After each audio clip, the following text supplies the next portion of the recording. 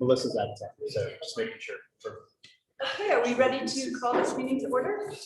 Wait a minute. City Councilwoman Cortez. Oh, thank you. Everybody ready?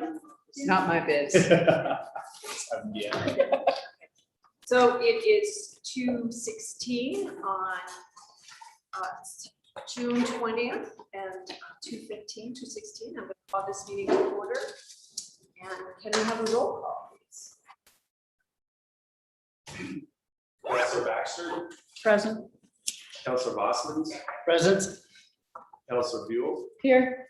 Mayor Pro Tem Youssef, Here. Mayor Roser. Present. And before we start, I will start as I have been in the past with my own personal statement of a land acknowledgement. This represents my view and not necessarily the council or any other individual councilor.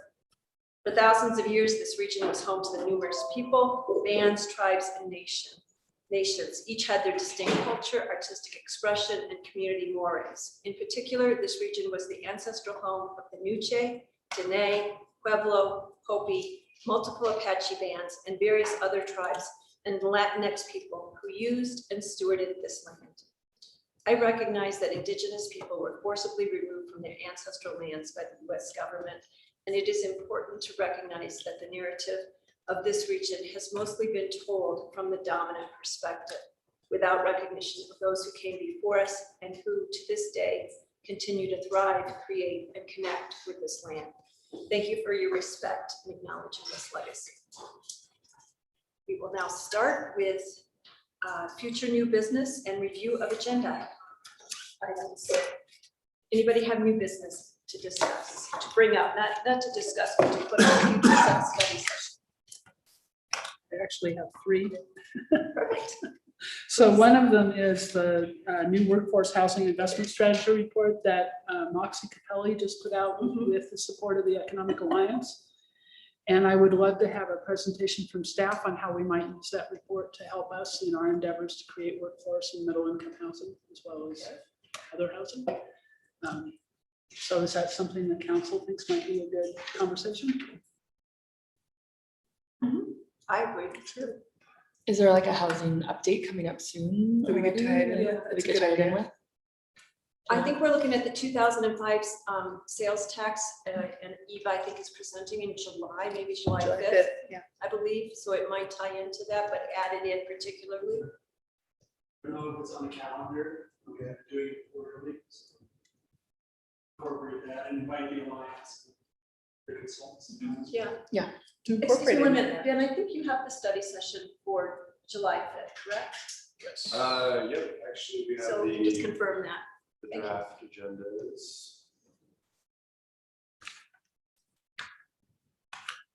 Right now, as a draft, we just have a 2005 sales tax conversation, long-term vision for Durango presentation, and then presentation for the first quarter 22 activities by Visit Durango. So, Which I think we were going to, and I talked with Tom on that, bump the Visit Durango because it could go on to the next one.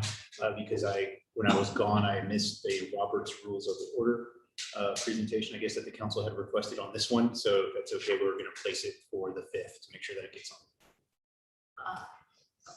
so does that mean that we can add in housing and the investment strategy because I think you had Eva presenting at that July 5th presentation. How much time is taken up by what's on the agenda? It's a full agenda. Right now, it's right up to the end, so about 4:45 p.m. So it's pretty full, but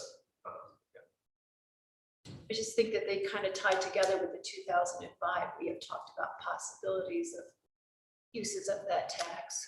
I'm not sure that they need to be together. 'Cause Okay.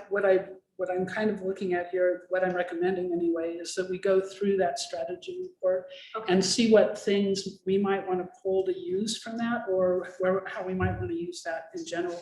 And then the 2005 tax may be one of those things, but I think this is a much bigger discussion. Okay. It doesn't have to be July. I mean, I don't think it's like 911. Is there another? We do the second meeting in July. But is Yeah, there room let's- there? let's Yeah, do that's what that. I'm like, it doesn't. Perfect. So there's council consensus with this, correct? Thank you. You had two other items? Well, the other one was the Robert's Rules of Order, point of order discussion, because when we were here last study session, what we agreed to do was put that on a study session as soon as possible, when we were thinking it would be today, but that's okay too. For discussion, so because what we considered is, rather than having a presentation, a presenter come here to go through the entire thing for us, just to bring us up to speed on how a point of order works. Dirk gave us great information. We could talk about that and how we might use it as a And council. would Dirk, would you be leading that discussion? I don't know if it needs a lead. Okay, I think that what we decided was that we wanted to make sure that rather than having someone come here and have to pay them and take all that time and all of us having to go through that training, which I think most of us have been here long enough, we understand, but that just to make sure that we all understand how a point of order works. So we can use it. so that we had already agreed to as a council the last meeting, so it's just a question of timing to get it in. July 5th. July 5th. Yes. And your third item? So it was the gun regulation conversation, and whether or not we wanted to have a conversation about that. But I think that from the emails we received from Dirk, and then we just got an update today from Chief Bramer again, comparing, because I'd asked about what did Boulder do that was different than what Colorado already has, and is there something we might want to consider? There were a couple of things. One of them is having a 10-day waiting period for firearm purchases, which the state of Colorado currently doesn't have, that Boulder put in place. And open carry would be the other thing, in both in just in general and in sensitive areas that Boulder has. It's more restrictive than the state. So I don't know if we want to have that discussion or if we're fine waiting until the federal government gets their act together about assault weapons, or how we want to deal with that. So that was just a question. I think we've gotten some really good information, and I did not realize that Colorado had such a set of laws. But the question is, if I'm hearing correctly, would be, do we want to explore the possibility or what it would take to address some kind of period of a waiting period, and then some kind of open carry from within the city? Councilors? And I just bring it up as a question of whether or not you're interested in that. I'm not advocating one way or the other. I was advocating before until I realized Colorado had restricted. So you're not necessarily in favor, do you want to have a further discussion on it then, after the review of the emails, or are you comfortable with where it is? Well, I think that that's what I'm asking you all. Okay, do you have an opinion since you Well, brought it up? that's what I'm asking you all, so. I'll jump in. Okay. As someone who participated in the march, I would be interested in learning what it would take to implement some kind of waiting period and an open carry. Doesn't mean I'm voting down a path, but I'd be interested in learning about it, particularly since other communities in Colorado. Is it just Boulder or is there other communities? Do we know?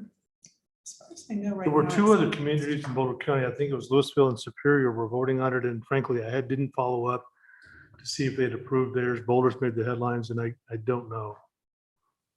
Denver has regulations of their own also, and maybe Bob has, but I don't know. Do you know if Louisville and Superior voted? I don't know, but they were scheduled to do so.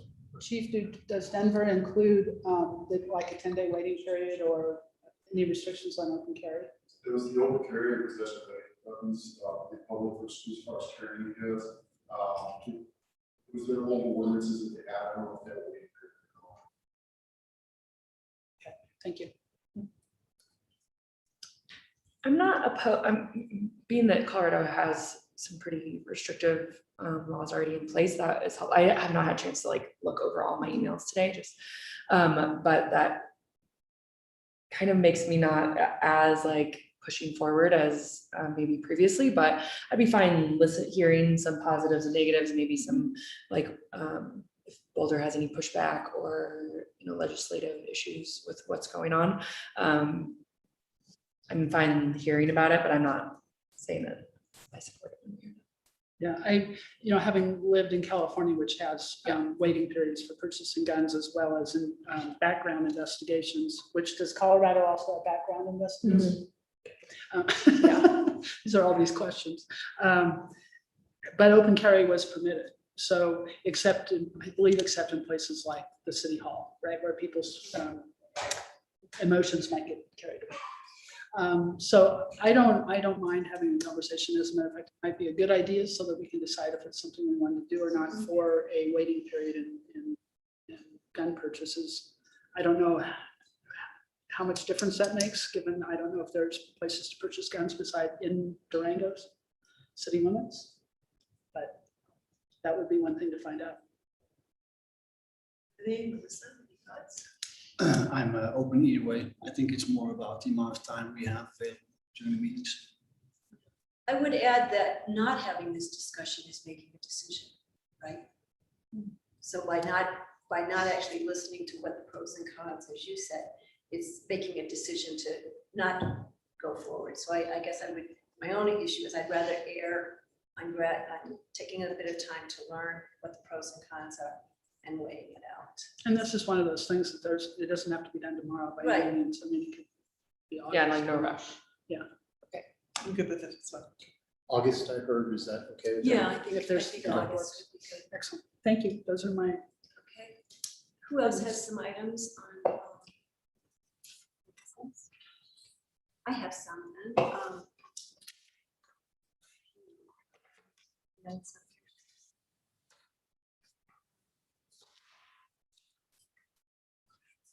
I'd like to address and I see Allison here. I'd like more information on the fee for spring cleanup.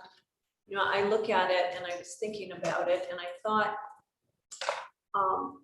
do all the apartment buildings, are they people who are residents in the apartment buildings, do they pay this fee and then not have the opportunity to put, as someone who lives downtown, we have never seen anyone use spring cleanup on Main Avenue. So I'm curious, I'd like to learn more about it. And I also wanted to know from, Dirk I'd like to at least be aware about the legality of it, charging a fee that maybe not everyone can use. No, I brought up spring cleanup before and we said we were going to discuss it in July, correct? We were going to talk about some recommendations. On the program. On the program that we would look at doing some changing.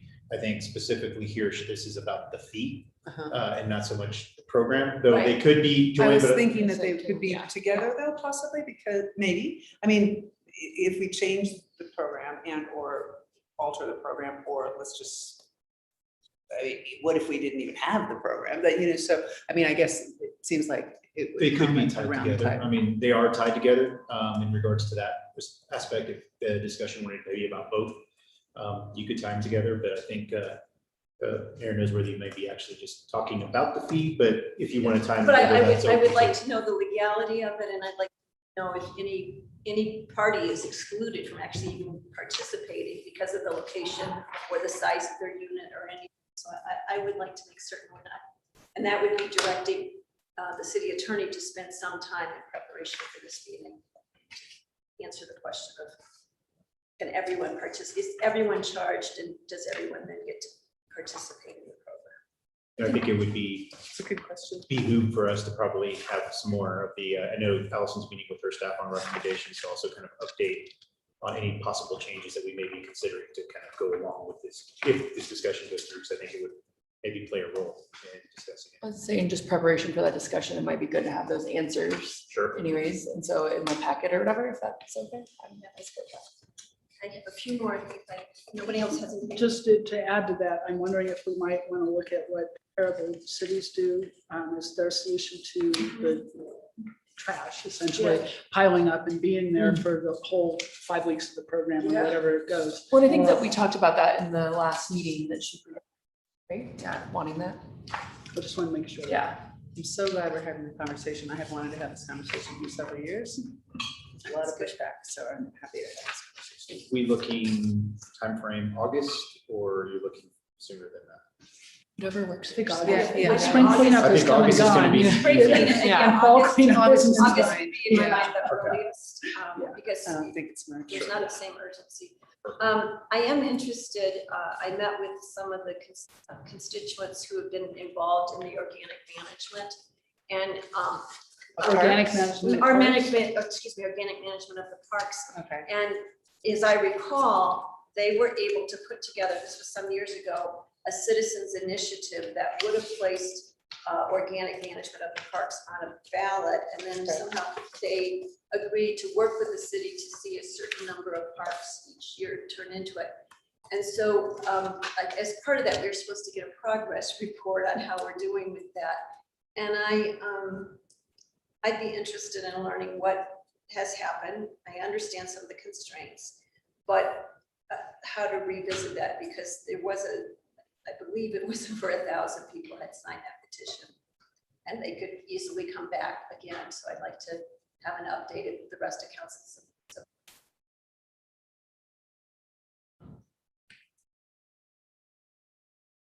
I don't know much on this topic because. it wasn't So you around want during to bring this. organic parks to session back? I'd like to have an update from Parks and Rec. It doesn't have to be a whole long thing, but I'd like to know where we're at with the organic management, what the plans are for switching, because it was supposed to be a set number of parks, Yeah, you know, over a period of time. I'm fine with an update. I mean, I would be Yeah, fine we with can that. say an update. I'm hoping that this was a huge issue when I was first running, massive. Yeah. And quite controversial, but I think that we had a plan of action that we were going to proceed forth with that seemed fair and equitable and appropriate. So if we could just get an update as to that, that'd be fine with me. Any others on council? That works for an update. Would you want this at a study session or just do maybe an organizational updates at our council meeting? I'd like to be able to ask questions and for me, and I'd also like, in some case, we might have questions of that group that organized something. So Study I'm not session? thinking a long session, but I'm thinking an opportunity as well for participants and to explore what their thinking is now, given the changing environment issues. The So cost of this fertilizer. study session is timeframe, looking, that works for every. Yeah. Steve, Thank any you. This checks? session, yeah, I don't think it's emergent. I have two more items. And Councilor Baxter, thank you for your note. This is on the Youth Pass Water Association. And, you know, I had suggested that I. We got an email on that today. Oh, I haven't seen that. And it's an update from Jared, I believe. Yeah. And so. So maybe that'll answer. And my biggest question was, since we had heard about it, I know that they've been working to form their own water district. So if Jared's answer takes care of all of that, but I was still trying to understand the issues. And I also, given the two councilors, Buell and Boswins, who may not be aware of all of that, I didn't know if we information sharing, but if it could be done through a letter or through an email. I'm sorry, I had to submit vote today. I do have copies of the email that was sent and Jared's good explanation, that would be helpful. I don't want to do it now because it's not on the agenda, it's just future business. But let's look at it, and if it doesn't seem to answer the questions, we can bring it up at another meeting. Does that work? That sounds great. Okay, and then my last one is, and I gave community development a heads up that I would be raising this as well, it kind of came through. I'm interested in, you know, downtown, we have, and Scott, if I'm incorrect, please let me know. We have no cap on VRBOs for downtown. And that was set up some time ago. And I'm wondering if we need to look at that because it was set up in a period when we weren't in the same housing inventory crunch that we're in right now. And we also have this character district that we're trying to create downtown. So I'm wondering if it would be, and maybe it ties to the housing or the plan or part of the investment plan. I'm wondering if we need to revisit that cap and what options might be for ensuring that we have a right balance that we're, because my also concern is that, as I've said before, the VRBOs that are permanent, they're not taxed at a commercial property rate, they're taxed at a residential rate. That immediately gives us some advantage position over hotels. And I'd like to just get a sense of it and see what else might be proposed. It doesn't mean we're going any path. One of the We've things I looked at really it. like about looking at that again is that one of the things that keeps a downtown vital is having people living in it. And if it's all composed of short-term residents, which is what the RVOs are, STRs, so short-term rentals, I think that that's detrimental. So I would support having a conversation and seeing what might be done or what impacts it might have or how we might address that. And because part of the challenge is that in order to live near downtown, it's the affordability is extremely difficult. And I would like to see it be more available to more people by having more units. Any other counselors' thoughts? I'd be willing to look at it, maybe if there's a good time when we're talking about those like character districts and like what, not just downtown, but like revisit like all of it. Yeah, the other communities have caps, but downtown does not. That's the main issue, is it doesn't have a restriction, if I understand it. Yeah, there's two sides to that. but Yeah. I'd be willing to have a Yeah. conversation. Conversation is I'm fine. sure. I agree. Yeah, That's no, what I was like. I'm like, That's it, yeah, Yeah. we don't have a decision, That would we're just gathering the information. Yeah, and All right, that's what I'll I have had. lots of public conversation about that at some point. Oh, yeah, but I think Yeah. it's important to revisit decisions. It's been some time ago You're right. that we looked at that, implemented it. And And I while don't, and I don't think Right. anybody's suggesting that we not have any Right, short-term rentals. right. now. Oh, no. okay. Does that take care of all new business? Then I think we're gonna have, is it Devin, you're gonna speak on fund balances? Devin and Cynthia, so. I'll ask them Devin both and to Cynthia, perfect, come come up. on up.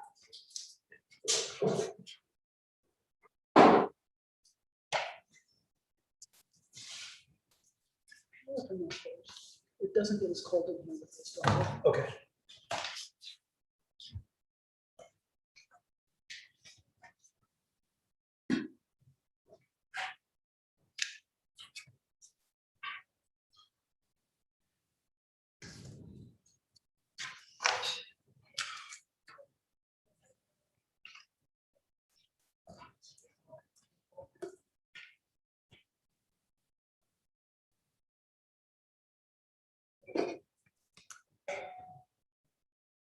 As Devin is pulling it up, just was looking at this discussion for the council to get information kind of what makes up our fund balances, where are we on our fund balances, and then also talking a little bit about how sometimes that can differ from an accounting principle and a budget principle that we're still looking at it. So informational item, but I think it provides a good snapshot to show the council of where we are actually at today and answer any questions that may come in regards to the fund balance.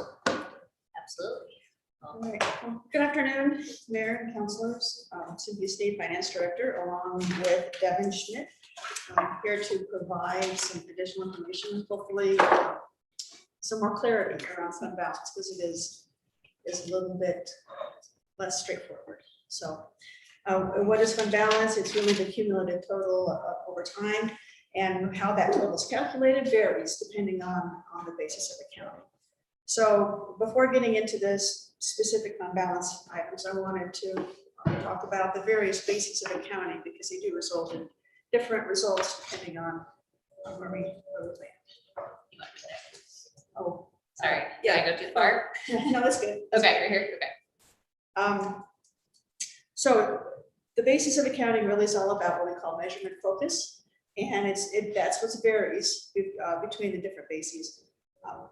When we talk about measurement focus, we're looking at how and when do we record certain transactions. So in the instance of a cash basis, it's very clear, like your home checkbook, cash in and cash out, and that's really about all that you're taking into consideration when you're having that running total of where you're at. When we get into budgetary basis, it's very similar. However, layering in there encumbrances, because that's really considered an expense like. It's a commitment of resources, so it's expense like, so that's included there. And then modified accrual is how we account the guidance we have for our governmental funds, and that's getting into a little more nuanced. It's a 1 year snapshot, therefore hence the governmental funds. So when is cash measurable? It's measurable when it's reasonably estimated and when it's available, depending on if it can be used in the next 60 days to pay current expenditures. And then the most complex then gets into full accrual, which takes the longer economic resources measurement. It takes beyond a year. That's really the bigger picture. So the next slide, please. Thank you. This slide is all that same information that was kind of cluttery on the previous slide. It breaks it down into a table of what pieces and parts relate are relative in which basis of accounting. And again, because there's these differences, what that means is the bottom line, we're going to have different fund balances even in the same fund, depending on which accounting basis we use for that. Stop there for a second if there's any questions on variations and why things are one way in one fund and different in another. No, but thank you for getting it out to council well in advance. It's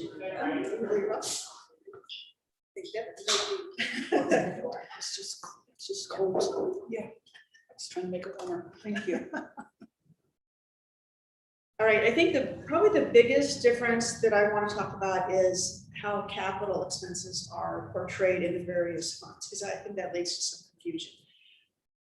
In a budgetary basis and even a modified accrual basis, we recognize the full expense in the year that it is purchased. So let's say we have a $100 asset, whatever that is, we recognize the expense, the full $100 in the year it was purchased in year one. The difference then for the full accrual basis is we change that up and assume it's a 5-year life of the asset. We expense only 20% per year for the 5 years. So at the end of the 5 years, we get to the same place. We have recognized a $100 asset. It's whether we do it all in year one or is it spaced out over those 5 years at 20% per year. So that's where some confusion comes in, where we don't always see the full amount of the capital outlay expense in a year because it's part of that depreciation. Maybe that's getting too technical, but that's the one place I see a lot of misunderstanding. So, okay. So this slide is all about the classification of fund balance.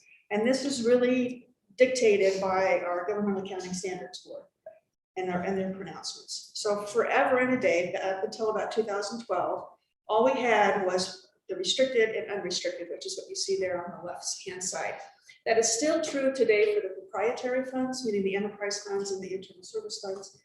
But back in about 2012, I'm pretty sure, GASB changed up how we classify fund balance in the governmental funds. And these are the various classifications, and it's very much rooted in what are the restrictions and the spendability of those various categories. So that's where you'll see in the governmental funds, of course, those various classifications. One thing I do want to point out is in this, particularly for the general fund, in this category that's assigned, that's where you're going to see the 25% general fund reserve that council approved a bit ago, which, and in this category is going to be net of those other non-spendable, restricted, and committed. But that's where you're going to see that. That's all this slide is intended to portray. And then what really drives the different fund types is the revenues. So what this slide is trying to demonstrate is that the revenue source is what defines the type of fund. So the general fund, by definition, it includes general revenues, and therefore some of that's going to be unassigned and available because they're general taxes coming in that don't have a specific purpose. So at the bottom line, you're going to see some unassigned and available. Unassigned is good, that means it's available to spend. The general fund is the only fund that has unassigned, because by definition, any other fund already has some kind of restriction or commitment or a limitation of how you can spend those proceeds, the revenues. So by definition, they're all going to be committed or assigned depending on the level of legal impact on those. So the special revenue funds, of course, that's all about specific uses. And then it's the spectrum of totally restricted down to assigned, depending on the nature of it. Debt service funds is pretty self-explanatory. That's only to service the debt that we are obligated to.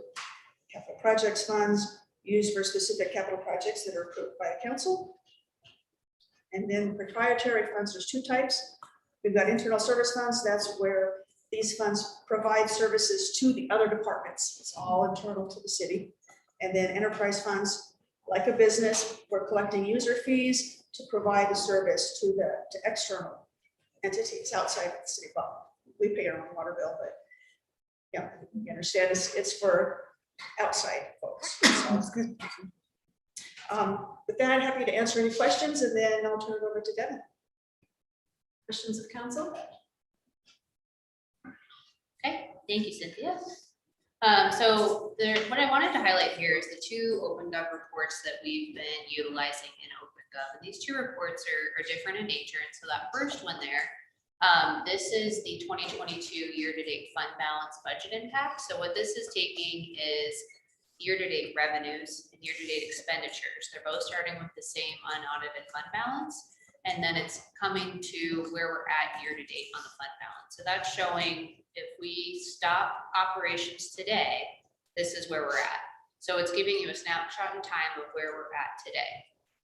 In contrast, the 2022 fund balance budget projection, this is the one that you'll see a lot in our monthly reports. We include both. We do include the year-to-date as an attachment.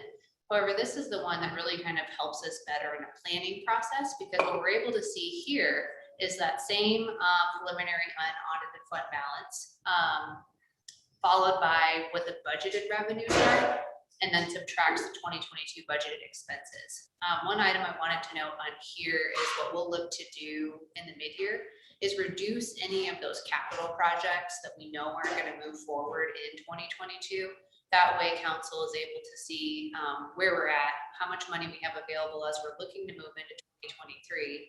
And then similarly, as it relates to some of those operating budgeted expenditures, I think this council is very aware that we had switched to a model where we're budgeting closer to actuals and then coming back to council if we run into an area where we need more dollars to be appropriated. So this is really the best picture for us as a planning tool to know how much money is available. So just wanted to point out the two differences in those two reports on OpenGov as we're talking about the budgetary fund balance.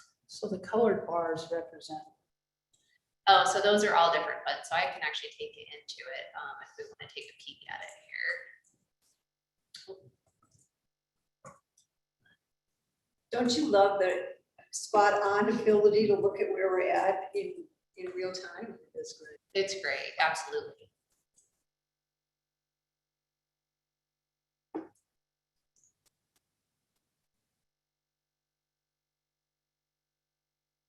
Okay, so as we're looking at this is each of the different funds. As we scroll down into the report, we are able to see a little bit bigger. You're able to pull these two little bars over. So this is beginning, that's that 2021 unaudited fund balance that we're utilizing for budget purposes. This is the 2022 fund balance revenues, the 2022 fund balance expenditures, and then that year-to-date fund balance projection. So in this report, what you're seeing is, oops, I didn't mean to zoom in that much. You're seeing right now today that we would have the 95 million essentially of fund balance. And Cynthia's talked a lot about what that means. And I'm going to show you in a later slide why we're using the other report and how much we actually truly have available for any purpose. So Fund 11 is what? General fund. And you can actually take this and I can send this out to council if that would be helpful and swap this over to fund title description. There, that's better. So now you can see, sorry about that. Because So- otherwise you're looking at an accounting. Right. Sure. So now you can see all of the different funds, what the beginning, ending is, and that's year to date. So that's if we stopped everything today. Right, and that includes all the committed and all the restricted and everything. That includes all the dollars. It's not just. Correct. It's not just what's available to us to Correct. daily basis. Okay, Yes. Thank you. Yep, absolutely. So then back over here, in contrast, and this is the report that we like to utilize for planning purposes. Let me swap that back over to here, so we're not looking at numbers. you'll see that we're really sitting at about a $68 million projected ending fund balance. And in the next slides, we'll take you through what that means based on the accounting information that Cynthia shared with us. Right, so that's. Correct. Yep, Okay. absolutely. So, and this report is available, it's public, so if anybody wanted to come in, click and take a peek, you certainly can. So back over in the presentation, just wanted to point out those two reports that are available. So how do we get to this beginning fund balance? So there is a little bit of a modification from the packet we had sent out in this slide. One of the feedback we had received from a citizen was that if we were looking at this information, we should really be talking about that we're starting with that ending year cash and investments. We're adding the receivables, we're subtracting the accounts payable, and then we're removing compensated absences, capital assets, remove inventory. Each fund is going to have a little bit of nuances with it. This is the water fund, so those PIF notes are a consideration as well. And then that's really how we end at that budgetary fund balance number. So that's how we go and we say, okay, this is what we have available. We use 2020 because we don't have the 2021 audited information yet. So it seemed like the best area for us to start with. And so just wanted to provide that background about how we even come up with that first beginning number. So it looks like a $62 million fund balance is true. However, what's useful to us, what we can actually use to invest in things or do capital projects or what have you, is the 15.8 million. Yeah, absolutely. Which one? The 15.8. Yeah, that 15.8 million. Because Oh, if yeah. you look down below, you have the It's your capital assets, assets of yeah. 50 million, and that's, obviously we can't use those Right. for anything. We could use them to borrow against, but we can't Right. spend them. So, Right, Yeah. I think it's really helpful to make that distinction, yeah. distinction. So 15.8 is the budgetary fund balances that are available. Absolutely. And once we start kickoff budget for 23, we'll start with the audited 2021 number from the CAFR. We'll start that as kind of our beginning balance. Same way here, we'll pull out those items that are non-spendable or available to us, and then we'll move from there. I also have the point with that, even with that example of the 15.8, once we implement a reserve fee for the enterprise funds, It'll be less. it'll be less. Right, because that does not include a reserve fee, which if it's 25%, you're gonna have only 3/4 of that amount. Well, it's 25% of expenses or 25%, yeah. so it depends on what those Yeah, are. it depends on what the expense, but it could fluctuate. The main point being, more It'll money still change needs to come less. out. Absolutely. So then, I apologize, I'm gonna minimize us here if I can. Okay. So then what this slide is portraying, this is the budget balance projection. So this is taking our budgeted revenues and our budgeted expenses and ending at where we're at for fund balance. And so that is showing, the reason why this is highlighted is on the next slide, I'm going to show what is actually truly that unassigned amount that's available for any purpose that council decides. So as we come into this next one, so you can see here, if we think about the information that Cynthia shared, we think about those different classifications and where that revenue source comes from. This is explaining really what is available. So the reason why these are listed as non-spendable, restricted, committed, or assigned points back to the revenues as to where they came from. So, and then once you come down and you look at the general fund, you'll see that that 12.2 million includes the 25% as Cynthia had mentioned, as well as the 3% TABOR and then any other items that are listed as restricted, committed, and non-spendable. So that's how we arrive at truly the 7.3 million that's available for any purpose of a fund balance. And those classifications out to the right help address and explain why that is the case and why it's that way. So I'll pause for a second and see if there's any questions from council as it relates to that fund balance. So for me, it'd be interesting to have maybe two different categories in the non-spendable, restricted, committed, and unassigned. Okay. Because, for example, the Parks, Open Space, and Trails Fund of 2.2 million. I don't know how much of that has been allocated to capital projects and how much of it could be a balance at the end of the year, say, that could be used, or that we could do another capital project this year if we wanted to. So I realize that it's all restricted or assigned to the ballot language, but I'm 99% sure we're not gonna have a zero fund balance at the end of the year. So No. it would be, for me, I would like to see what we actually think we might be able to allocate to other projects or that type of thing.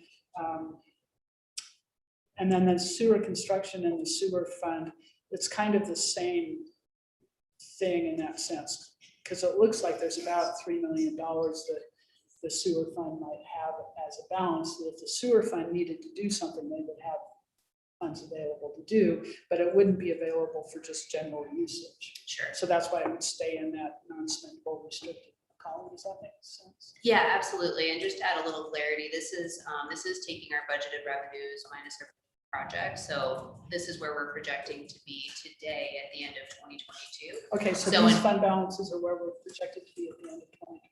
Correct. So that's already taken all that into account. Yes, yep, absolutely. And then in the mid-year, what we'll do, especially around the areas where we've seen some challenges to do construction, we'll take out any projects we're not gonna do in 22, and that'll beef up that fund balance again, so you know what that starting balance is, approximately. Okay, so that does include then a 25% reserve in those accounts, in those funds set aside that we have done policy for. Right, yep. So that 25% would be listed in, turning to Cynthia for which category of classification. It's, well, it depends on which fund, but in the general fund, it's assigned because it's not by resolution, right? It's by policy. We changed. And also recognizing that some of the enterprise funds, because of the way we do things in OpenGov, the capital can have a negative balance, but then when you combine it for the whole enterprise fund, it's in the positive. Correct, And that's only because the money hasn't been transferred. right, yep, absolutely. Questions? Yeah, I'll ask you a question. Thank you for the update. It shows a total unaudited fund balance of 87.6 million at the end of 2021. And I think you sent an email on April 20 with the actual year-to-date fund balance, and that total was about 83 million. So that's consistent. And then, if I understand correct, you take the budgeted revenues, you add them, you remove the budgeted expenses, and then you end up for 2022 with a total fund balance of 68. Is that right? That's correct. And then my question is, in this sheet that you provided, are the added revenues as they were budgeted in 2021, or are they actual year-to-date plus the projected budgeted numbers? So right now, what they are is it's what we budgeted in 2020. We're currently working on a 10-year forecast project, and part of that is looking at where we think we'll, and estimating. That's another piece that we brought back into the budget process in this year in 2022, is having each department estimate and say, where are we going to end up with water revenues or any type of these revenues? So we can update this report later on to say this is where we think we're going to end up, based on what we're seeing today. So this is going off of what the original budgeted revenues were That we looked at in 2021 then, yeah, because for that's- 2022 budget. Yeah, absolutely. So the revenues, I believe, are higher, so the revenues would go up. And I think, is that correct? I mean, the actual year-to-date revenues across the board seem to be higher.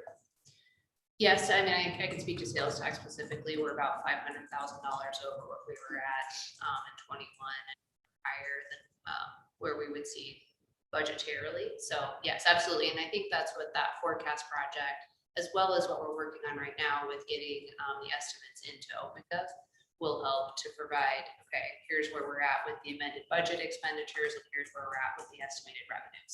Yeah, and then if we look at the expenses, the same question. I think there's various multi-million dollar projects that are not happening this year, even though when we did the budget in 2021, we assumed they would take place. So the revenue is up, and I expect the expenses to be a lot less actual expenses for 2022. compared to the So, forecast? I mean, I can't speak specifically without kind of digging in there and looking at some projects. As I mentioned in the mid-year, and as I think it was last council meeting, we did reduce a water fund project that's not moving forward. So we're gonna continue to work with CIP and Public Works and all of those Parks and Recreation divisions to come in and say, how much are we actually gonna be able to do this year? And then we'll reduce the budget accordingly. And so that'll help with showing, once we get to what is that gonna be, that starting number for 2023. And it may not go Available. down as much as you might expect because costs are going up. Right, I mean, we're seeing, what is it, 165% on some of them? It ranges from my estimate up to, we had some at 200%, but So we're having some projects that are very high and some that aren't able to move forward, and so that's, I mean, it's gonna be a give and a take, but that, we will have that as part of a mid-year adjustment. So the reason I ask this is, it looks really nice, but with this numbers, we're basically looking at something that we looked at in 2021, except the only difference is that you used the unaudited actual results for 2021 as a starting point versus when we discussed this in 2021, the estimated ending point. Because all the forecast, the budgeted revenues and budgeted expenses are 6 months old. So yes and no, because the budgeted should be pulling in that amended budget. So anywhere we have gone up or down in a project, you'll see that. And that's where we're saying is when we do that mid-year adjustment and we come in with some of those estimates for 2022, we'll update this before we kick off the 2023 budget process with council. So you're able to understand how much money are we starting with, how much are we expecting next year, and then some of those out years as well. So we're working on some of those projections right now as it pertains to, I mean, we had talked about the sales tax, for example, and then a couple different areas. So that will be all available to kick off 23. The intent here was to really be able to provide council with just those different classifications. What money do we have that we can turn around and say we can use this for any council designated purpose, essentially. I think the bottom line is it's very good news that we have 87 million or 83, which was in April, the year-to-date actual fund balance, million in the city coffers, whether it's restricted or not. And then I think if you look at the unassigned, most projects will fall in a certain classification of a fund.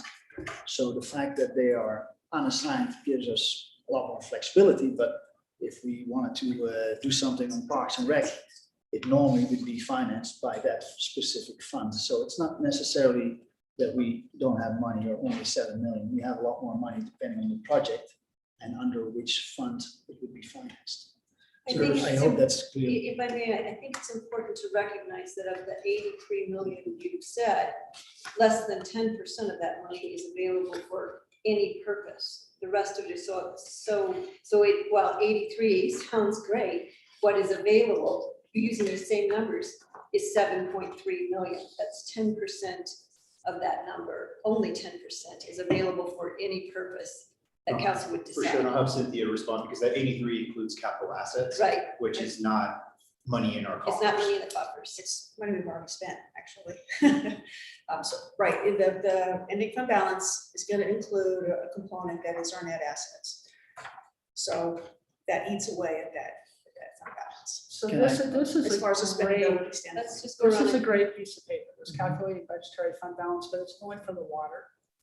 And I think that if it was done for the organization as a whole, so that you could see the capital assets, and then you could see that budgetary fund balance, this might really, really help. And I don't know if you want to do each fund and then have a total, but I think that that would be huge because this is illuminating 62 million to 15 million.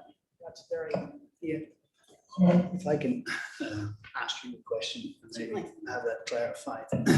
So taking the water, because we have that on, well, we have it on the screen. It seems that people believe that the capital assets are part of the fund balances. But if I look at this, and please correct me if I'm wrong, the the assets are not included, in my opinion, for as far as I understand, so hopefully we can clarify that, are not included in the fund balance total, but it's the 15 or 16 million that are part of the sheet that is showing, and that number is split up in the water fund as well as the water construction fund. And if you add those two up, you're at 17 or 16 million. So if I see this correctly, the assets are not part of this fund balance bucket. The second to the bottom line on this particular slide is labeled the net investment in capital assets. And that is the portion of fund balance, it's really called net position, but it's this fund balance. That's the portion that is, as it says, it's invested in capital assets. So it's included in that $62 million number in this case. And I see that on this sheet, but if we go back to the fund balance budget projection as of 6/9, where would you see that number for the water? Because I can only see the water fund 10 million and the water capital fund 6 million, 7.1 million, which add up to the first number. So the assets that I don't recognize anywhere is place with that specific asset list. On top of which, I think the city assets are way more than the 87 million. So Devin put this slide together, Sure. but presumably, the first column of numbers, which is the fund balance, still unaudited at this point, but should be the same as your illustration was for 2020. Right. And then that other more involved spreadsheet was for 2022 numbers. So that's one difference. No. It's 2 different points in time. The difference is not 62 versus 16. The difference between 2020 and 2021 is the 15.8 in 2020, and it's probably 16 or 17 in 2021. Right, So so that is split up 10 million on the water fund and 7 million on the water capital fund. So may I suggest, in the interest of time, because we are already 10 minutes over, that Councillor Bosman's, Devin and Cynthia are more than happy to have a discussion with you at your convenience going through this, because I don't believe any other councillors have the same issues. So in the interest of time, I'd like to ask that you, if your questions are not answered or if they're not clear, that you sit down with the two of them and be able to just discuss this so that you do have that understanding. I do think it's important to totally recognize that money in the bank is not money in the bank when it's talking about your capital assets. So unless there's any other immediately pressing, we are 15 minutes over schedule. I'm going to not call for a break so we can get back on schedule. And Cynthia, you want to make a statement? And I also want to acknowledge. Yes, thank you, Mayor. I just wanted to follow up with the current year audited financial statements. We are wrapping up that audit now. We should have the audit opinion in about a month, which means we can issue by the end of July. So just want that update. So the two of you are more than willing to work with Councillor Bosman's schedule and work through this. I'd also like to acknowledge the Finance Department. I believe you received the Government Finance Officer Association Award for Excellence for the CAFR. So a huge congratulations for that. Keeping in mind that you had 3 CAFRs, I believe, to deal with in a short period of time. Is that correct? 3? Yes, this is the third. This is the third. And I also did want to recognize our city manager did speak in front of the GFOA. I believe you had several hundred people wanting to learn about how to restore trust in government. And so I want to end this with the acknowledgement of that. And then I'd like to move on, and I'm going to not call a break. If anyone needs to step out for any issue, please do so. But in the interest of keeping us on schedule, and we will be going to the whole 4:45 because of the discussion that was added. So thank you. Can we move to lodger's tax, please? I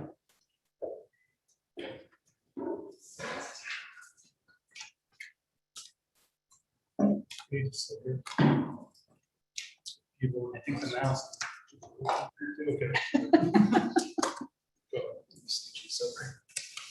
And Derek, before you start, I'd like to acknowledge, Melissa, I'd like to acknowledge sending in your questions in advance. I appreciated that. I thought they were really some questions that I had. So I think that we'll be covering your questions as part of your presentation. Yes, I hope, Thank you. yes, we'll try to do that. I'd also like to make sure I invited Dee Weiser. Those are copies of the slides for everyone to look at. So I think he's here, so if we could make sure that he's been promoted Thank to you. a panelist. Yeah, I didn't want to keep him waiting on the line Yeah. longer.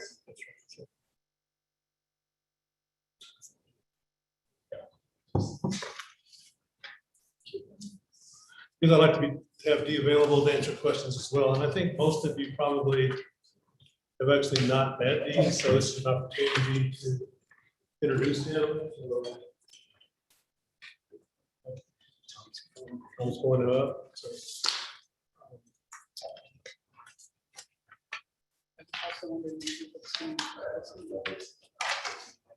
You get somebody. Yes, I did. So that'll be.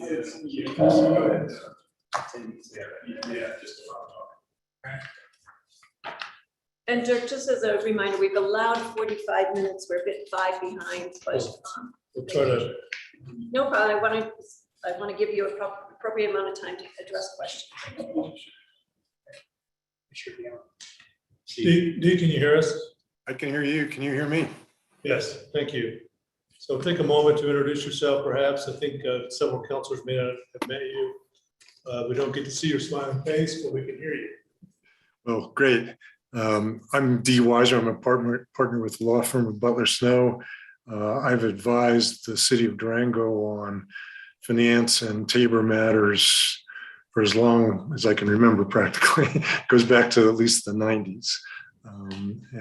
So I assisted Dirk with the development of this lodger's tax question and have a fair amount of experience with the issue or issues you're going to confront with regard to whether to conduct an election or refund money or a combination thereof. Thank you, Dee.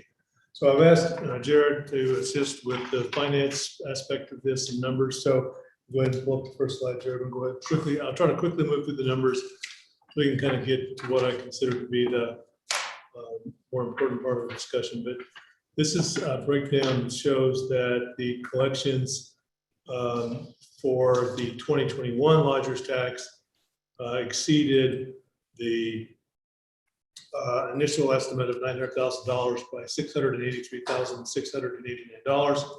I'll probably just round that to 684 as part of our discussions. But this helps kind of break down quickly that those collections and how they went. Again, important to point out that the estimate applies to the new 3.25% and not to the existing 2%. So that's true of all of the discussions that we'll have today. It's important to distinguish between those two numbers. So right now, the 683, 689 is being held in an account separate, pending a decision by council about how to proceed. So next, sure. This is a breakdown of the allocation of the collections for 2021, just to help council get an idea about those allocations and how they are broken down by the percentages that were included in the lodger's tax language in 2021. So the 1.8 on the previous slide, where does that show up? That 1.8 would be the aggregate of these values minus the deferred. So 1.3 plus 9. That's 2.2 That's 2.2. minus 7. 7. That doesn't come out to 1.8. And the 1.8 here is specifically just the mid-year value, right? So this was July through December collections. And that's what this says right here too. Oh, so what you didn't do was on the first slide, you didn't show the 2% July through December and the January through June. Okay, so they're not apples to apples. Right. Correct, they are not apples to apple comparison. So that means that the other half of the original 2% collection is also going to marketing. 55% is going to market. And it was not completely contributed to marketing. That it also had a small portion that went to transit. Some of it went to special events. again, that, and we tried to differentiate, what is the new money very specifically. But Jared, the allocation, and that's the aggregate, is that 55% goes to marketing. Yes. So, Correct. so So- actually of that 1.3, 55% of the 1.349, 55% went to marketing, over and above the 1 million you're listing. Will you go back to the 1.3? Actually, yeah, probably more than the. This is just a 55% breakdown of the collections in that, total yeah. for the whole year. Right. Of the 1.3, But they're, probably like 80%. so the collections for that total year though got distributed based upon the allocations. So Yes. they did. there should be a number on this slide that corresponds to the next page. Because the next page is the distributions of that collected tax. And again, we tried to make it clear because we muddied the water a little bit.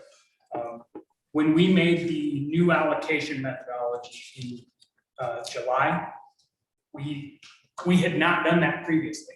Previous to that, we simply, whatever our contract was with data, whatever we put in the budget for special events, whatever we put in the budget for transit, we would make those expenditures and then whatever was left over, we would have go into fund balance. But you are correct, Councilor Baxter, that the lion's share of that was going to marketing, and I did put that together. That was 314,000 from January through June that actually went to marketing before we switched this or flipped this switch and started the new allocation methodology. So this would be increased by that. Yes. 1.8 would be increased by $300,000. Correct. And the reason why that's important is because we're looking at the total that's going to marketing, and that's important in our conversation of how we want to deal with this. So do we have the amount from July when the tax was enacted, or the lodger's tax increase, and the 55% was then determined? Do we have that amount from July 1 to December 31? How much of that went to marketing? Yeah. $1 million. That is the $1 million right there. It's what January through June that But we don't but have. that's for the full aggregate. It's not the 3.25 and the 2. Correct. That's Because the ballot question changed it for all of the dollars, not just for. Yeah, the allocations kicked in. But for June through July, for January through June, there's another 300 and some odd $1,000 that went to marketing. It's not showing on this Correct. slide. And there's how much went to transit that's not showing. 110,000 and then 50,000 special events.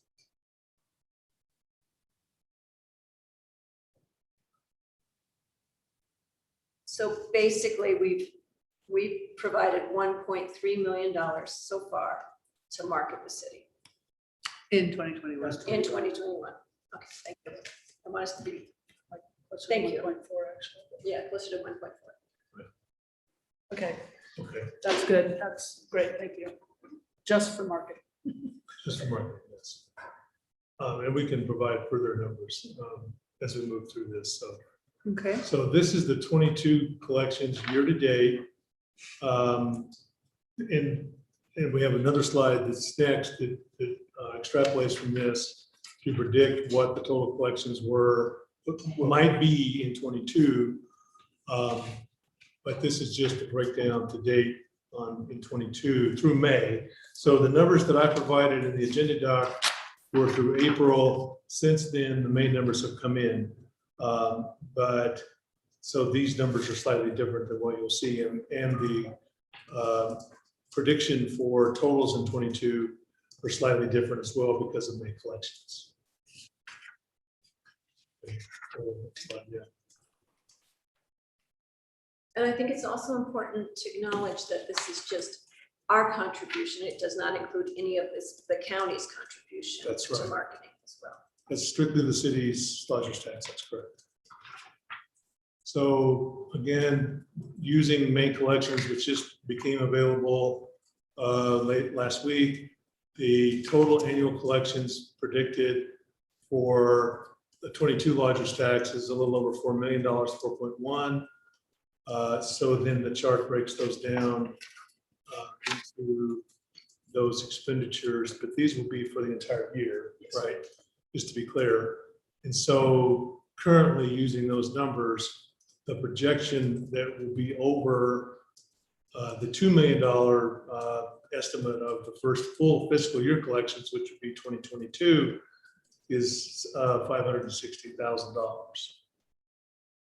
Now, again, we haven't gotten to the high season. These are very early numbers, but thought it would be helpful for council to have some idea about how the 22 collections are running based on the most current information that we have. So we'll move on into, So 560 over for 2022. that's the current estimate. Okay. But again, And Who it's knows? 685 684, or over for 2021. And we know that's an absolute. that number we know. Okay. That's right. That number is set. So, yeah, and it's important, I think, first of all, and I labeled this slide, election options for the 21 funds. We can, maybe it would be helpful to go maybe even to the next slide to talk about timing and what we need to do today in terms of getting some guidance from council. What we're hoping to do is get some guidance from council about the general direction you want to go, and then we can come back to staff and provide some additional information. But the dates, these are providing dates that will require some decision-making by council. September the 6th is really the last day to approve ballot language. We have some requirements prior to that to notify the clerk that we may or may not participate in the election process, but the primary date here is that September 6th date. We need to have a ballot question in place, And at that this point. So- schedule refers to what we absolutely have to do for 2021 collections. Yes, It could be what we do for, we yes. absolutely have to follow the schedule for 20. Yes, and to be clear, this is the election calendar, so you're not required to have an election. That's an option that you can have. One option is, and I'll go back to the options in a moment. I thought it would be good to talk about timing. So we have probably 6 weeks based on the calendar. We have the August meetings fall early. I think it's the 5th, 4th, and then I have it written down someplace, but the second meeting in August, I think, is around the 16th. So we would have some time, but to meet the current meeting schedule, the August 16th date would be key to be making, if council wants to make a decision about putting an item on the ballot for 21 or 22 or both. So maybe go back, Jared, and then, so, this is sort of a condensation of the options that I put in the agenda doc. There are a lot of other options, okay? So it's important to know that these are sort of primary options, and there are a lot of permutations of this, including permutations of adding in 22 to some of these issues. But one option is to not conduct a ballot question and to conduct a refund of some sort of the excess collections in 2021, which means that we would need to find a way to refund the $684,000 in some fashion. That needs to occur before the end of the year, this year, because we're talking about 21 funds. So TAPA requires that in the following fiscal year. Can I ask more questions on that? Absolutely. 'Cause That's Ask one of my questions. questions. Yes. So can we expand on that? So to figure out a refund process, you would have until the end of 2022.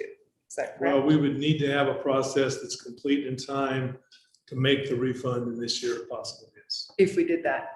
But it doesn't, that process doesn't need to be done before a ballot. No. In case they It doesn't vote. absolutely have to be done by the ballot. So one of the Well, questions is, and I'll, if we weren't- indeed, please chime in if you want to chime in.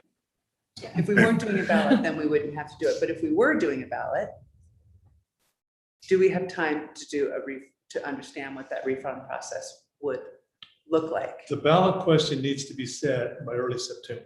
So if you're going to put the question, if you're going to formulate the question in a way that allows the voters to understand what a refund might look like, Yes. we would need to formulate that within, say, the month to 6 weeks. Okay. Does that answer your Is that question? doable? I think it is. yes. And who would do that? Well, hopefully you'll give guidance today to staff to how you want to proceed.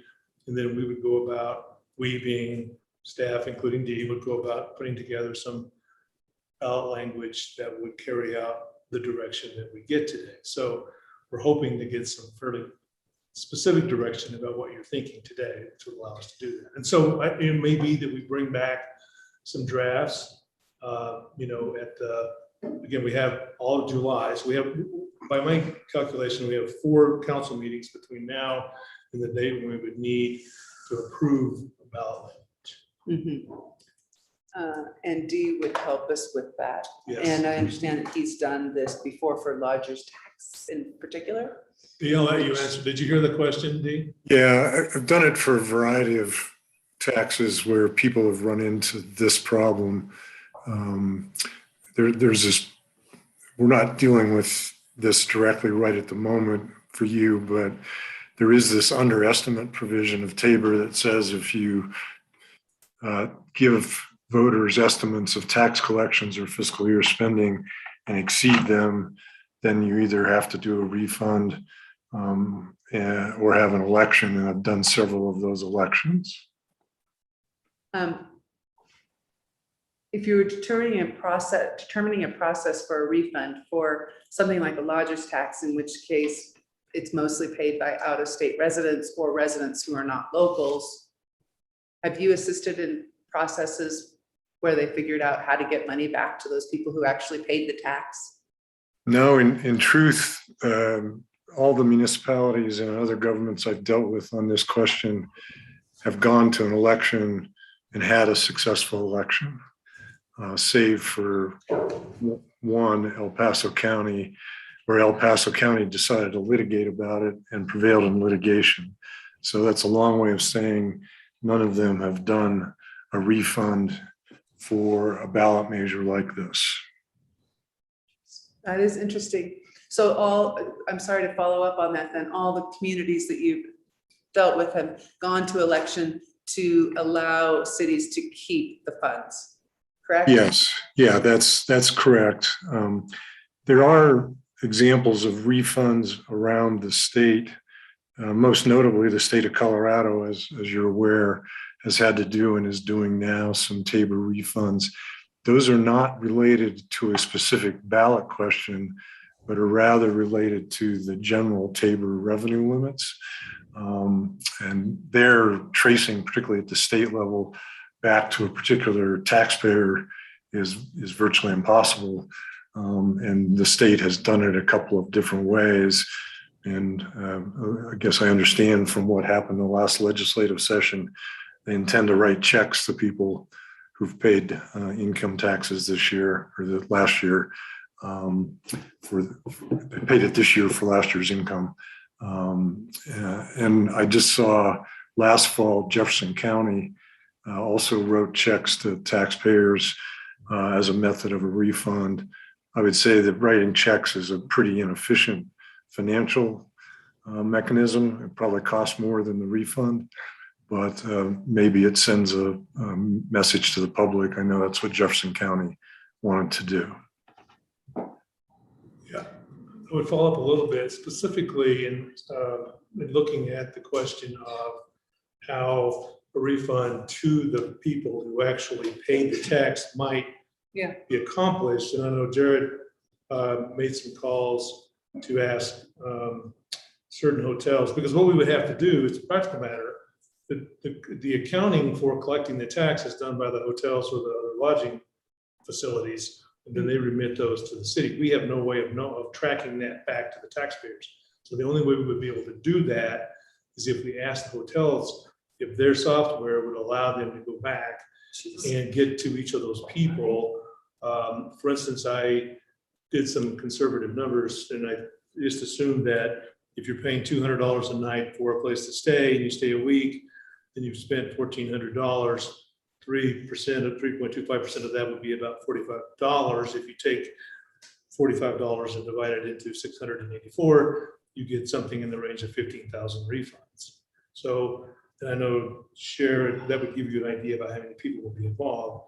And I know Jared spoke to some folks, so I'll let him tell you what he found out. Yeah, so thanks to Ben. Ben did help identify, we have 172 entities today that submit lodger's tax or have lodger's tax licenses. Thank you again for that, Ben. And I called 2 or 3 organizations, people who I did get to talk to who generally understand what I was trying to talk about. One was the DoubleTree, and they said, look, corporate's not going to let you into their database. So there's not only the control issues that we're going to have with individual lodger's tax collectors, hotels, finding their guests. It really amounts to a relatively infeasible exercise. Is it doable? Sure, but we're going to spend a lot of dollars chasing donuts. Liz, do you have more questions? Let's see. Before you move off Yeah, the go ahead. refunds, maybe I can ask a question. Yes, go ahead. Were you down? on the No, refund I'm just part? reading him, so go ahead. I just wanted to ask, there was an email from Mr. Simpson on refunds, and if it's not practical, that there's other ways to provide refunds. Yes. Thank you, Dirk, for that response you gave with the case law that you referred to. Yeah. I am just wondering, because you say it's not the intent of that situation, of that order, to do that type of refund, but is there a way to not refund the actual people who paid for it? Because the statute, I think, says there is ways to go around it. Is there a way to come up with a more creative solution that doesn't expose us to liability? I think there probably is a way to do that. I just wanted to point out that because of the exercise that we just talked about, I think getting them funds back to the actual taxpayers is certainly impractical, I think. Right. So the only choice you would have, I think, if you wanted to explore a refund, would be to come up with some creative mechanism that would refund it in a way that would get as close as you could, to the intent of impacting people who might have actually paid it, or who were at least involved, in the process of lodging, tourism, and that sort of thing. So I think it is possible. And again, Dee, I'll lean on you a little bit but I think the truth is that when the people who wrote Tabor in the early 90s probably didn't envision a situation where you would have a tax like this that was not paid by the local, the local population. So if you collect too much sales tax, you could indeed give a sales tax holiday or some sort of a rebate that would work in that fashion. In this case, we're dealing with a population that we simply are not going to really locate. Right. So Dee, do you have any ideas about that? No, I think I agree with what you just said, Dirk. I point out to the council that Tabor does say you don't have to trace the refund back to the taxpayer if doing so is impractical to identify the taxpayer or to do the return. And so I appreciated the staff digging into that a little bit earlier today. It does seem to be, it would be tough to do in this circumstance. So then I think there is some ability to come up with some other reasonable opportunities for a refund, as Dirk just said. So I was thinking, because we probably won't have time to go through all the possibilities of potential refunds today, there's a long list. Right. I mean, I could come up with a lot of ideas. We've come up with ideas. If you're interested in pursuing a refund, we could do that. There are some interesting elements of, the money is in the lodger's tax fund, which is a special fund at this point. So for instance, if you're going to use a utility account refund, it might be interesting to know, Jared, I think you did some calculations on, for instance, of what a utility account refund might look like.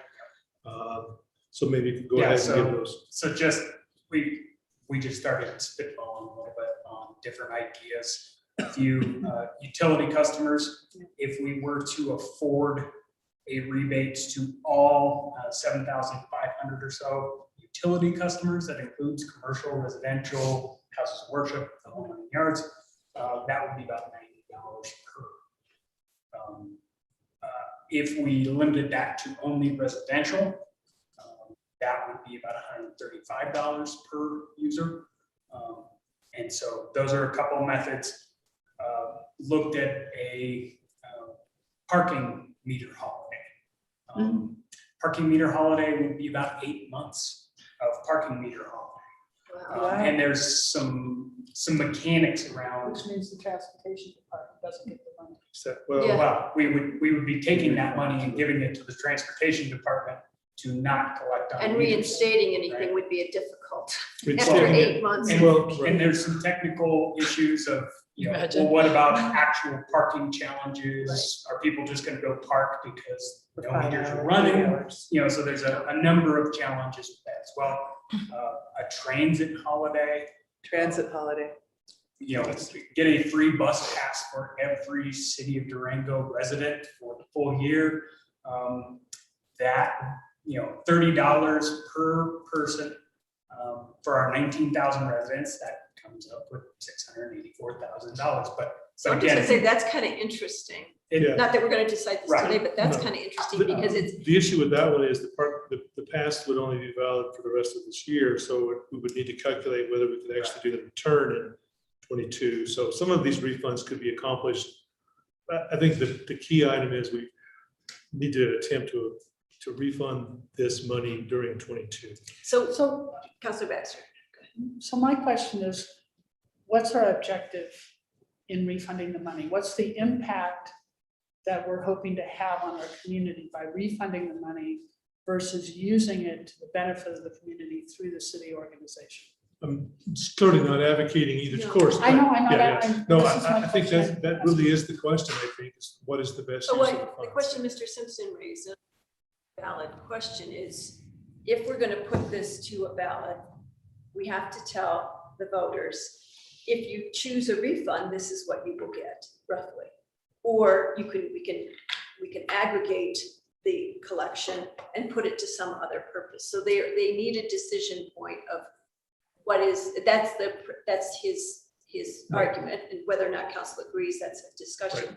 But to share, if you vote for the refund, you're gonna get this, or you could vote to allow us to use it for some other identified purpose. Right, so, Aggregate would be much more money. But you don't have to put both those questions on the you ballot. don't, No, and I was gonna that's- point I that just out, want to no. make. Tabor has two choices. Either you refund it, or you ask the voters to retain it and expend it. So again, the second part of that question is, can we retain it? If you don't add a second phase of that question, then it's bound to still by the original provisions of the language of the ballot in 21.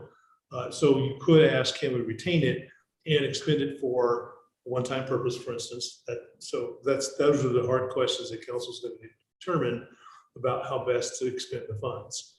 So I hope that answered the question. So I think the question of policy, which is the best course, what's the best use of these funds, that's the heart of the question that we're talking about today.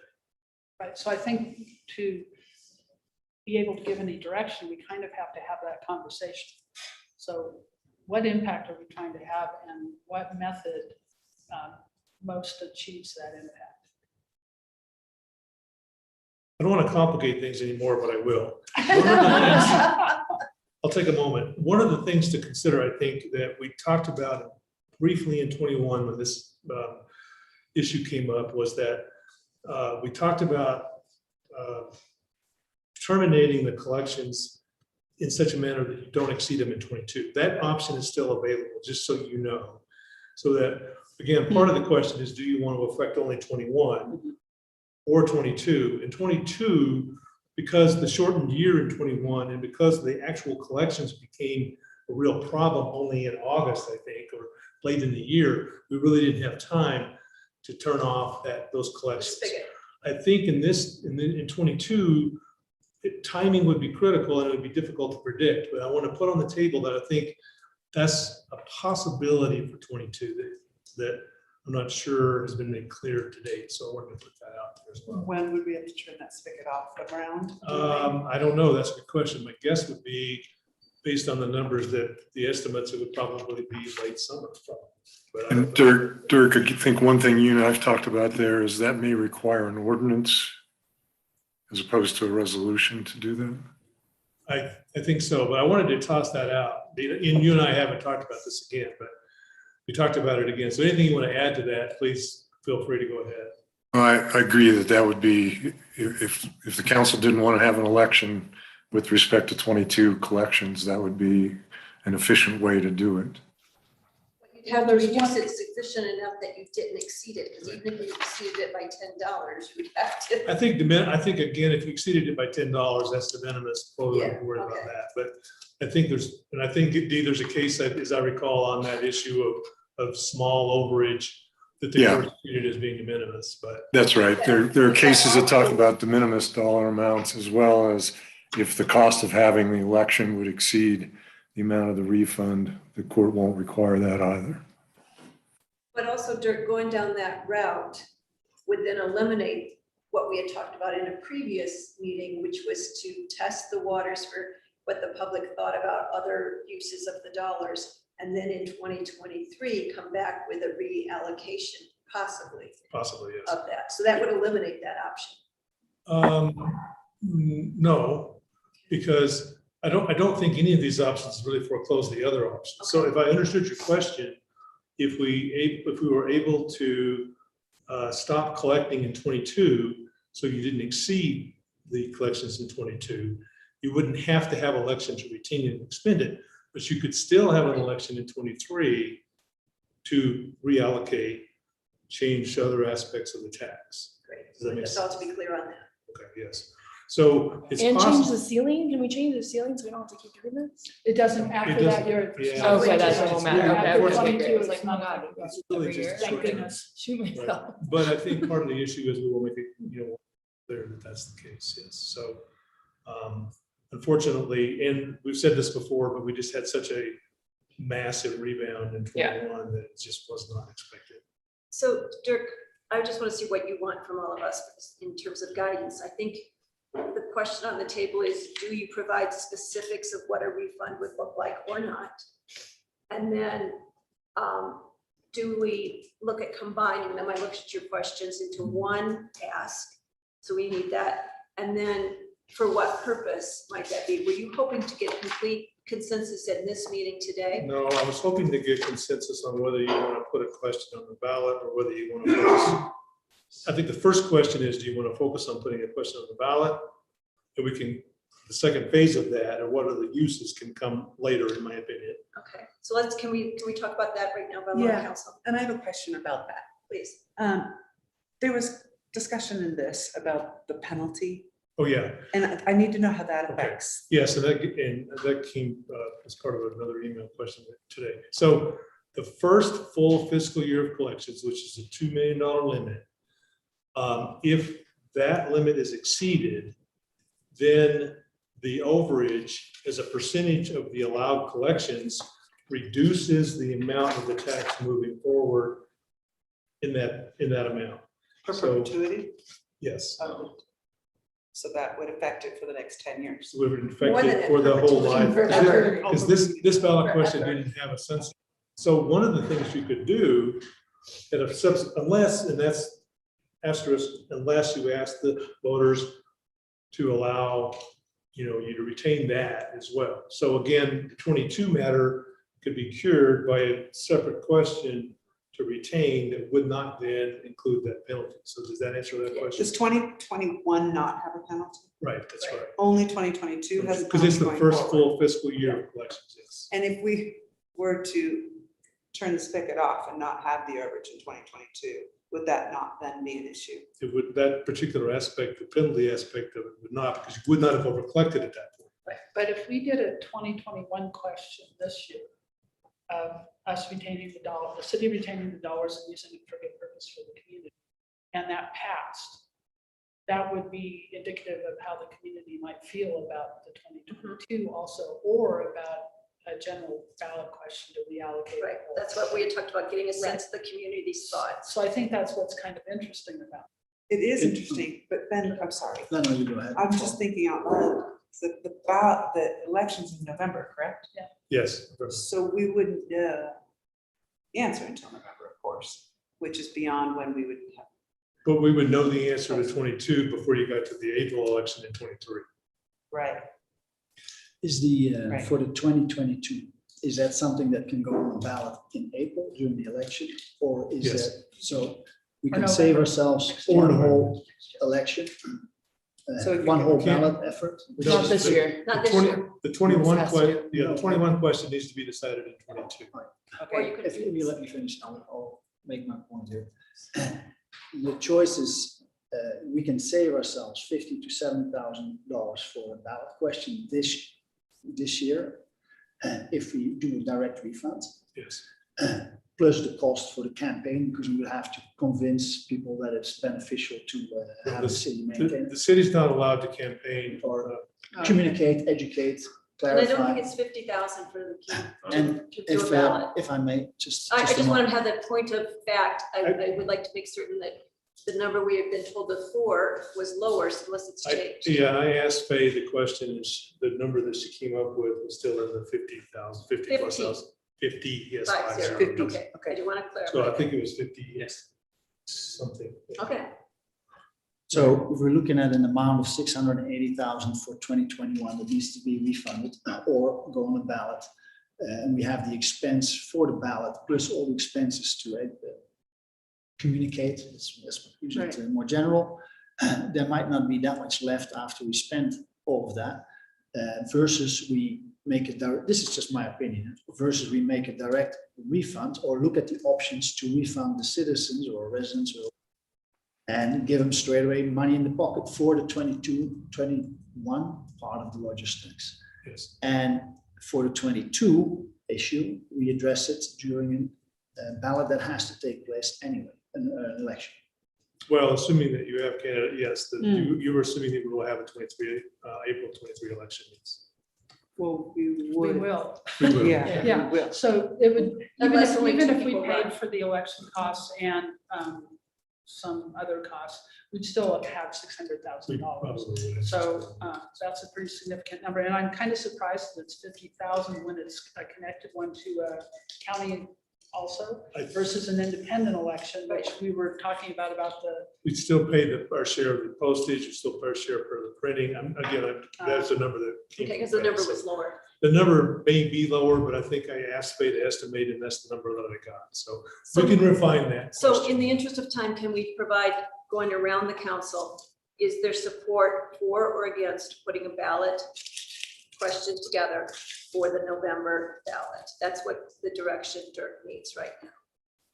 Right, that's the first thing. That would be a good start. Refunds. Right, what- Or a refund. right, that's what I'm saying, either put it on the ballot or don't put it on the ballot. What is the Well, thinking? and one of the things that I'm thinking about, just to throw it out there, is even a step further. If we, so $684,000 as we have it currently allocated, I was looking at 20% of that. That's almost $137,000 towards transportation.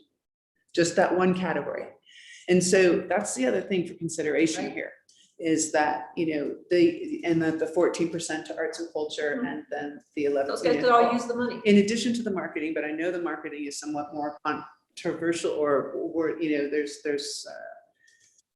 there's different opinions about that, but we all know that we do need the funding for transportation and some of the other aspects of that tax. And so I just want to throw that out there because for me, the decision is not just refund or ballot, but if you do ballot, what are you doing on the ballot? Right. For what purpose? So the first question is, and a good point you make, is that, and Dirk could clarify that, it could either be use it for the purposes already identified That's or use it for a new allocation. So the question I'm trying to get answered for Dirk is there support or not to put a ballot question in the November of this excess collection and the use of it?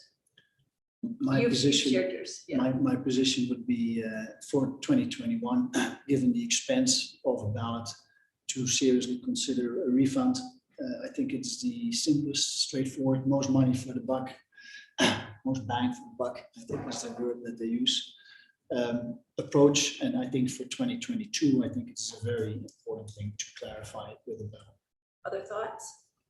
My position, I think, is mostly because all the other communities that they've worked with before have gone to election, they've gotten it passed. Be good to see where the community thinks that they fall. I would go to election.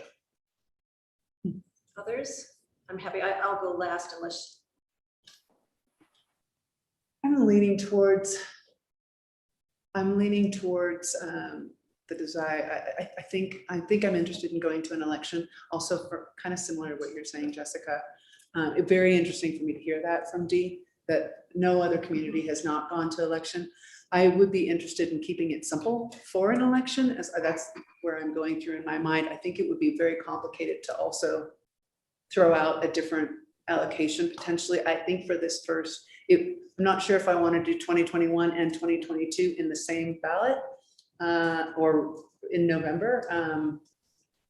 But I'm leaning towards keeping it simple and keeping it at the same allocation. That can be To go to decided, ballot. that's a different conversation. Right now, it's just whether to take it to ballot, but I appreciate you sharing that. But for me, Right. that's, I need, That's the why, what am I parameters, doing right. it with the ballot? I mean, that's where I'm going, and it's not done, my Right. decision is not done, but I'm leaning towards a ballot for that reason. Councilor Baxter. Yeah, I think a ballot is a good thing to do, for all the reasons both you mentioned. And it gives us the opportunity to really look at what could be done with that, and to analyze, like, do we want to do something in the future about redoing the lodgers tax? It really gives us a time for a robust conversation about that. So, and as you said, it could be the same percentages, it could be just the lump sum goes to transportation. I mean, I don't know, it Right. could be anything, right? Right. And so to have that It could, yeah. robust conversation, so I would support the ballot. Great, and I will share that I also support a ballot initiative. And I also support, just as you were sharing it, I actually support testing the waters of what the community might support elsewhere. I will note that right now, we're spending close to $2 million on, just for the city, marketing the Durango, and we don't have that same amount of money in a housing fund to start with. I mean, so just to compare that, no dedicated, we have ARPA funds, but we have no dedicated. So I see it as an opportunity to test the sentiment from the community of this much money going to just to marketing, or are there other ways? And how that allocation might look could be, it could be more to transportation, it could be more to other categories, it could be a new category. That's a separate question. So right now you've got council support for going forward with a ballot. And I think we've also heard, whether or not it goes on the language, but I'm just getting a sense of a desire to know if we were going to do a rebate, what that might look like, whether or not that's in the language. I think that's a further discussion. I'm sorry, I don't. You could say, it would complicate things. If you choose to, do you support refund and provide what that would be, or change, or allowing us to aggregate it? I'm not saying we should do that. That wasn't even discussed. Yes, it was. Yes, it was. Discussed No, earlier. may I finish my sentence? It wasn't discussed by the three of us, it discussed going to the ballot. So about the idea of offering the refund, and so I think that belongs in a future discussion. I totally agree, but the point is that we would need to know what a refund would look like. So Dirk would have to come back to us with options for what a refund would look like if the ballot did not pass. So I guess that's the point of question is, do you support coming up with a list of possibilities so that then you could decide whether you wanted to include that in the language or not? Because I think it's only important. I'm hearing that you want to take it to a ballot. So now the second question Right. in my mind Right. is, do you want to include language on that ballot that informs the voters what might happen if they voted down? And I don't think that's today's discussion, but what I did hear is what would a refund look like if that's what we had to do? And you were going to come back with some suggestions Do between. we need to know that anyways, if it fails, regardless of what's in Well, it, you have to have a plan, It right? will be a bit of a Yeah. scramble at, beginning the first week of November to do something. So part of that coming back to you saying, here are some options that we could implement quickly and inexpensively, and that would operate to accomplish that result. If it fails, frankly, that list is going to be pretty short. So no, I'm not raising the question of what the language looks like. I'm raising the question of what's the plan B if it fails? So we would know what that is. I think we can put together a list of what it might look like without too And much. we'll decide later if you wanted to. So Yeah, what- and then you get, that's a separate question. So what's unresolved, and it's not for today, I do not believe, is the question you raised, keep it simple and go with as it is, or provide some alternatives, and what would those alternatives be? That's the unresolved question. And it sounds like we'll figure that out later. Yeah. So it sounds to me like if we have 4 meetings between now and the ballot language, we have to kind of be marching along and reaching a decision on what those alternatives might look like. Yes, and I Correct. also just think that you would also have to pick up a discussion fairly quickly on what an April election might look like as well, because time's gonna slip away here fairly quickly, and it takes multiple meetings. So yes, We would do an April election. in 23, if that's something you want to do. And we may have to have a special study session for this. Yes, you I'm might. saying, I think we do. I was gonna look at Jose because we have 4 study sessions. We need to resolve the options. Sounds like this one might be a discussion in each study session. Or It or might. just a dedicated study session. Jose, how do you see us looking at options for alternate uses, how it would impact transportation, what it could do for housing, what it could do to others, and the time frame to reach Dirk's date, which is July 29th. We have 2 meetings between now and then. We have the 5th of July, I believe. And then that would be. I think actually, if we have the information that we can inform the county clerk that we're preliminarily at least giving guidance that we want to put a ballot question on the election. So I think I have enough information that they can notify the clerk about that. So the next question is, what is the ballot? What do you want the ballot question to look like? And I do think that having a dedicated time to talk about that is fine. Or extended study session to tack on an extra half hour, 45 minutes to the existing scheduled one. And we can talk about that later. But it very well may, and that depends on council whether you'd rather have a separate one entirely or whether we want to have. We've done one like at noon. It's- For a 2-hour session. Right. And then have our regular study session. So that might be something to. So that's going up to council, the support for either adding it in the next coming meetings so that we have sufficient time to discuss it and get Dirk the feedback, or support for a separate meeting that's solely dedicated to the options. I like adding it onto our current day rather than adding another day. Okay. I think it's a really busy time for people in the summer. I'm actually here in July, so I would be available for another day. But I think adding it on to a current meeting day is safest for busy schedules. Yeah, so good.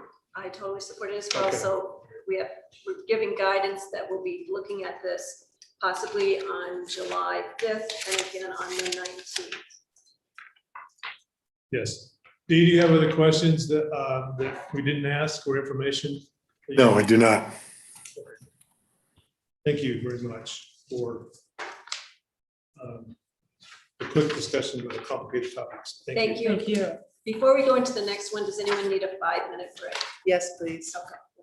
We will come back at about 3 minutes after 4 for up to 45-minute discussion on policies. Okay.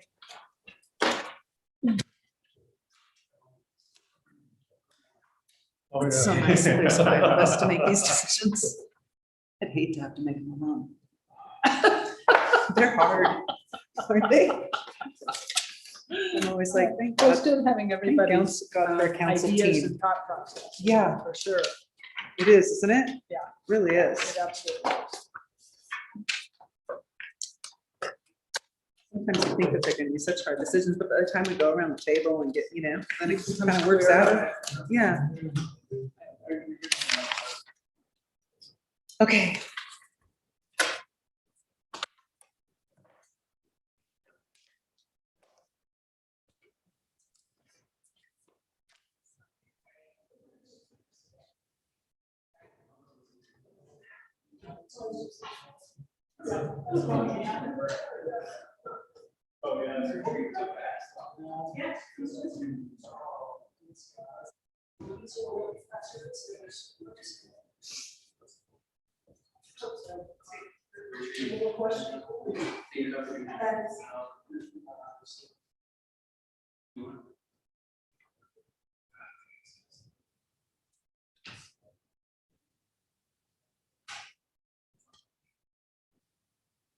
done, have a seat.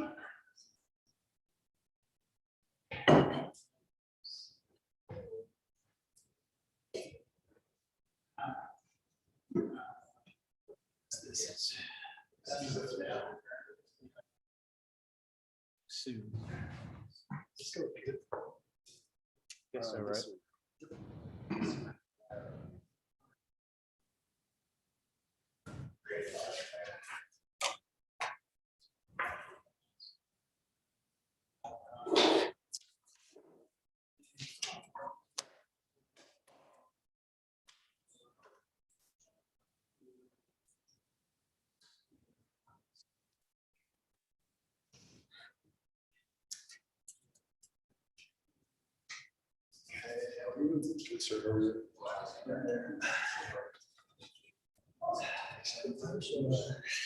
Crazy times. Oh, this is for the gun thing. Yeah? No, this is.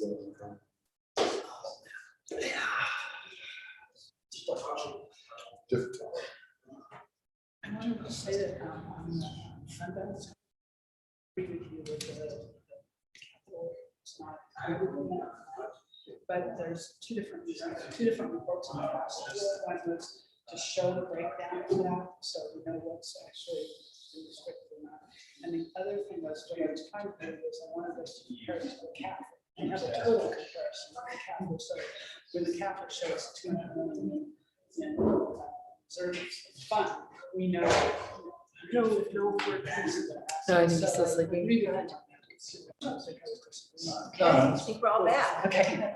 We're waiting for the city manager. There he is.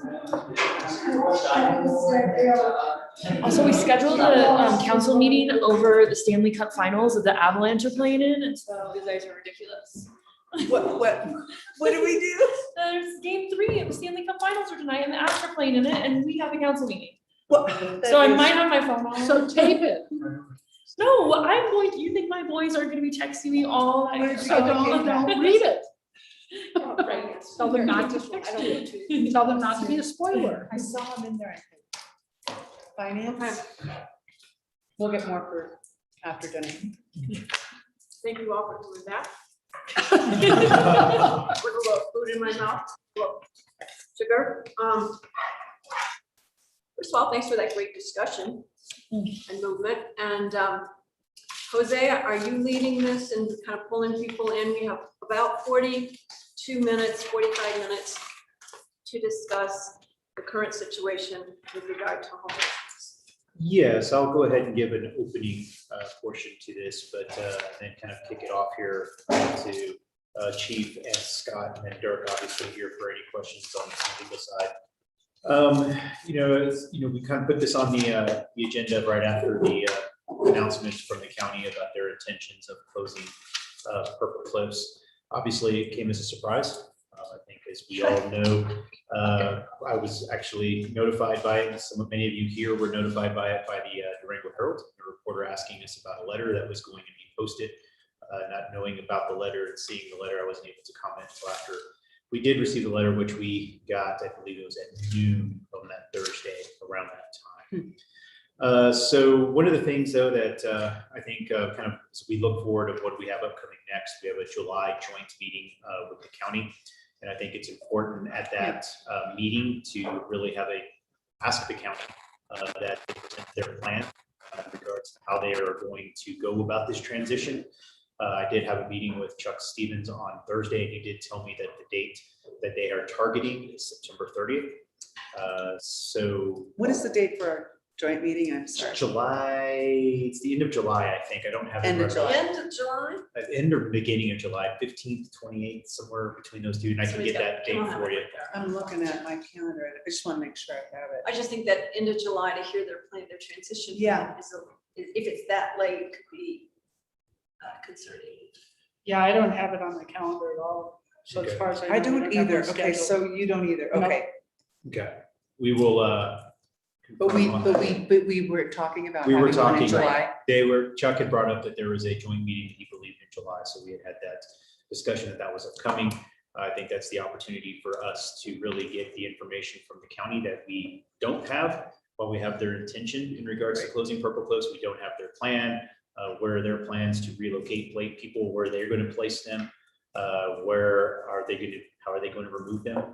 I think these are all really pointed and important questions that we need to understand.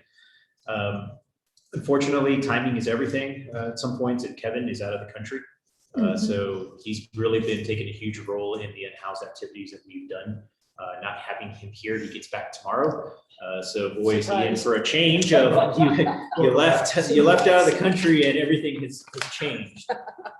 So we'll get him as soon as he gets back. We're going to get him on board. I do also want just to comment a little bit, and Scott's going to go into it with a little bit of this presentation, is that the city's been very active in the Unhoused Challenge.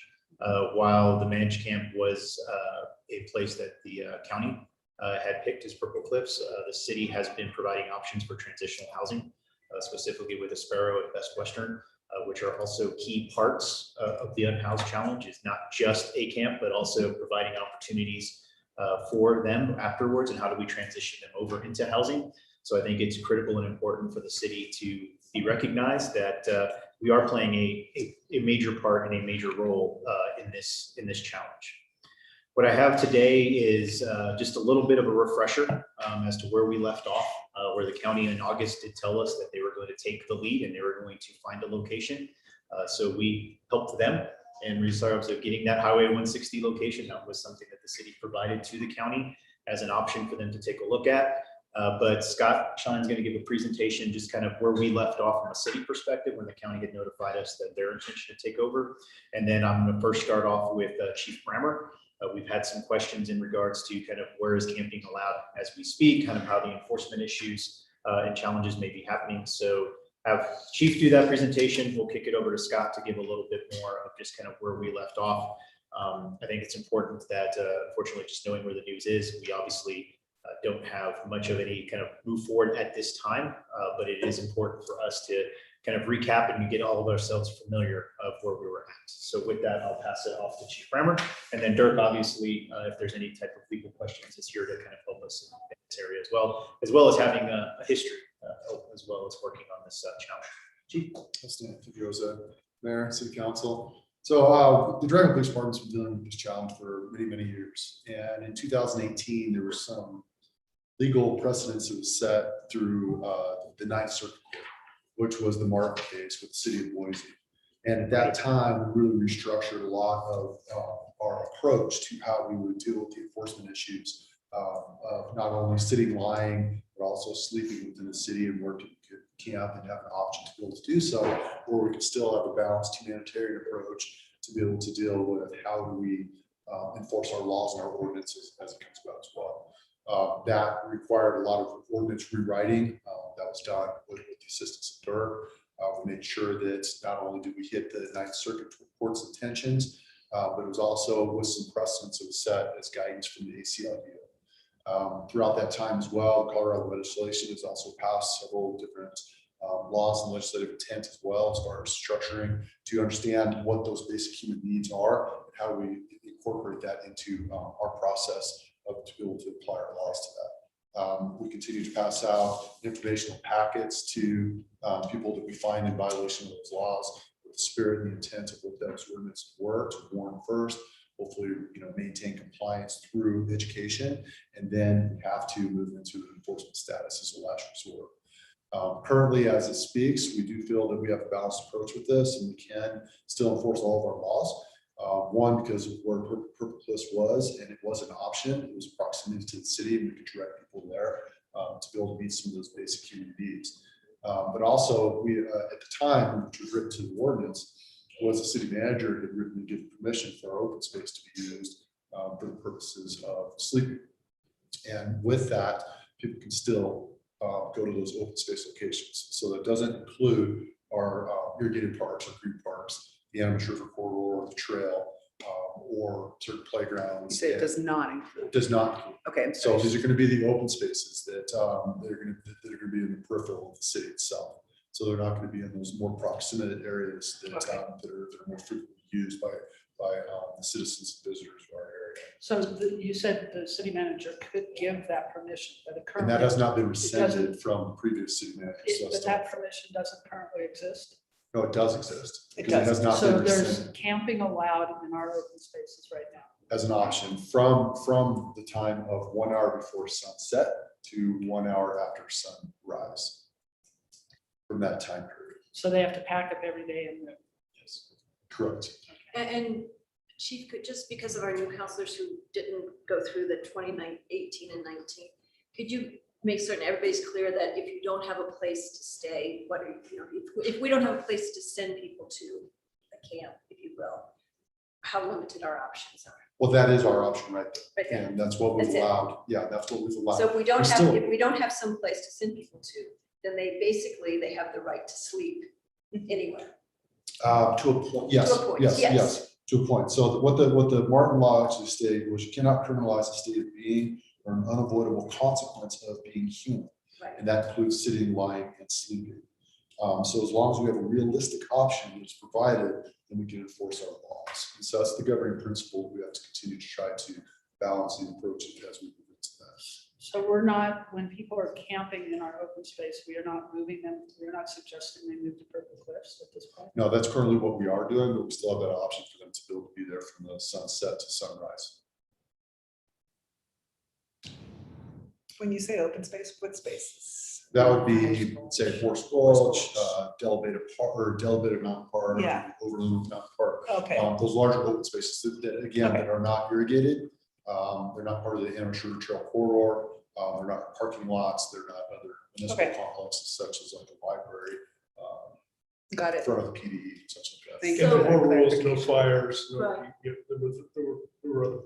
Okay, So whenever the county decides to shut down Purple Cliffs, whatever future date, what we can anticipate is a movement from a concentrated area into the perimeter of the, or anywhere, all around the county, in particular, around the perimeter of town, in a dispersed locations, having environmental and sanitation issues, potential. Potentially, yeah, that's what we Yeah. anticipate. And again, with this limited capacity for just the overnight portion of it, to be able to erect a shelter, sleep, meet that biological need.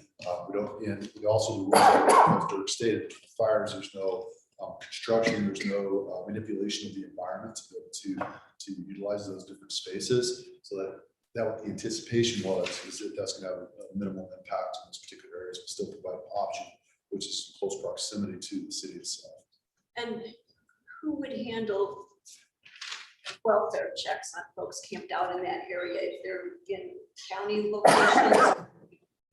How would that be defined? I can't speak for the county, but currently our practice right now is our park rangers to the Parks and Rec. They do frequent sleeps throughout these areas. If they notice one of those camps, they'll actually establish a contact potentially, or they'll mark that camp location and they'll send it back. And they'll have our code enforcement officers go out there and they'll establish that.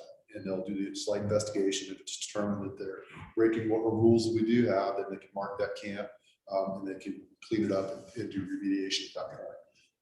And that happens frequently. I think we're currently finding, several camps, potentially a week, if not, more frequent than that. And I have one more question. I apologize. So I remember the whole issue was in particular, pulling down your camp and setting it up in the dead of winter with snow.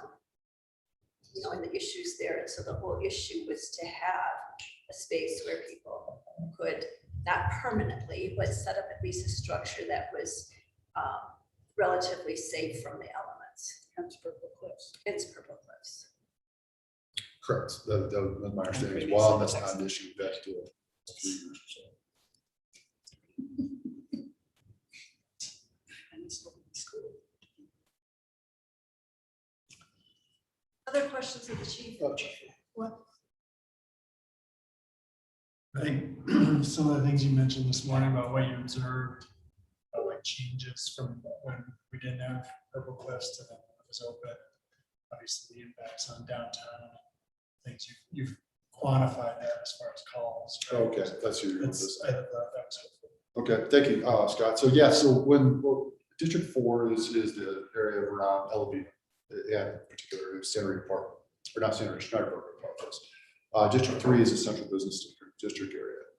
When Purple Cliffs was erected and everybody pretty much was moved to that location, we saw about a 20% reduction in a lot of these types of criminal activities, the calls of service that deal with that specific population.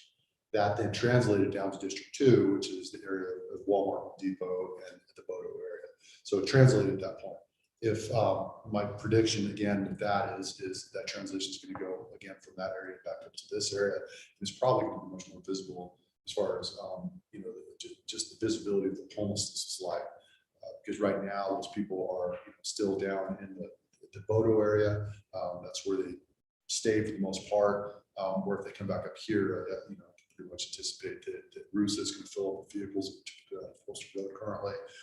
And also, people are going to frequent the parks because of the Nana Soup Kitchen and other services we provide. And that's going to be just where they're hanging out essentially within that area. And those visibility aspects are also probably going to be much more visible on Main Avenue, where we currently don't see that because we're seeing more in the Walmart, Home Depot, and Tractor Supply areas. And it's, as I understand, there are currently people camping out on county land also, like at Exeter office and the tech center out in that space out there. So it isn't just city land and within the city limits that we have people camping. Correct. We've got dispersed camping throughout the area. And again, that's what our code enforcement and the Rangers did. They find these and then we deal with it pretty immediately. Again, I can anticipate that, if this Cliffs is dispersed, that the area up around the old dump site, up around the tech center, will probably, people will probably move back into those areas. I'm sure we're going to see some additional areas up around 38th Street. That's where we typically saw And some that would be people county on those sides as well. responsibility. Some of it, because there's a lot of really large open spaces for us up there as well. There's also BLM, and I believe there's Forest Service that's also in close proximity. In the past, that's where we saw dispersed camping go. But we would only be responsible for policing our own city limits. Correct. And then the impacts that would come into the city from those other areas. So, thanks. So I don't have really a presentation. As Jose mentioned, a lot of community development staff have been involved on this. Kevin and Nicole, I've been a little bit arm's length, so I'll be kind of careful about what I say, but I'll just present kind of some background. There was the collaborative effort to develop the strategic plan on homelessness, jointly funded by both entities. We were very involved in that, and I actually looked through it, today, and there has been quite a bit of accomplishments related to the plan. So I thought that was helpful just to point out, the navigation center, Atlanta, how their role has changed. That was all from this strategic plan.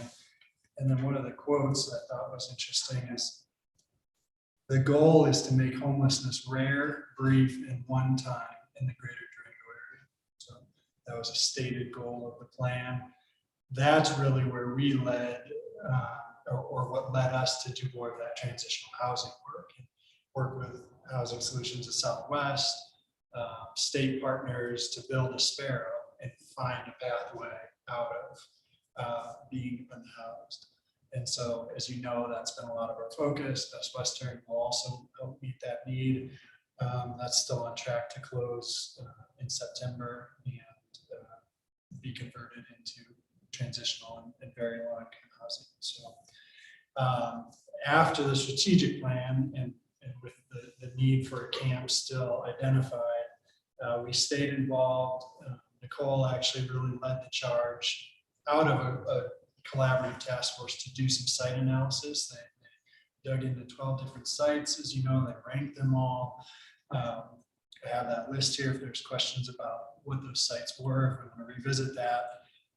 That was March 2021, and then the last correspondence with council and the commissioners that I could find was May of 2021 with an update on sort of how that site analysis was going, looking for a program camp.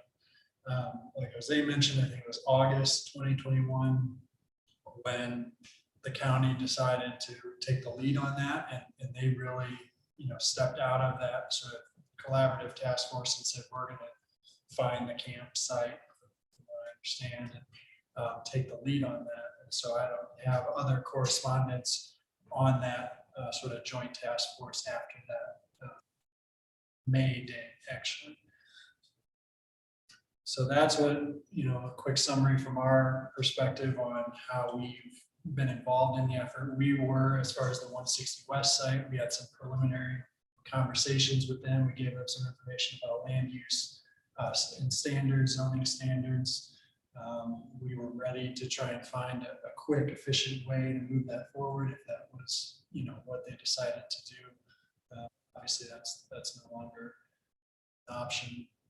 So, yeah, I think that kind of summarizes some of the ways that community development's been involved and the different angles that we've come at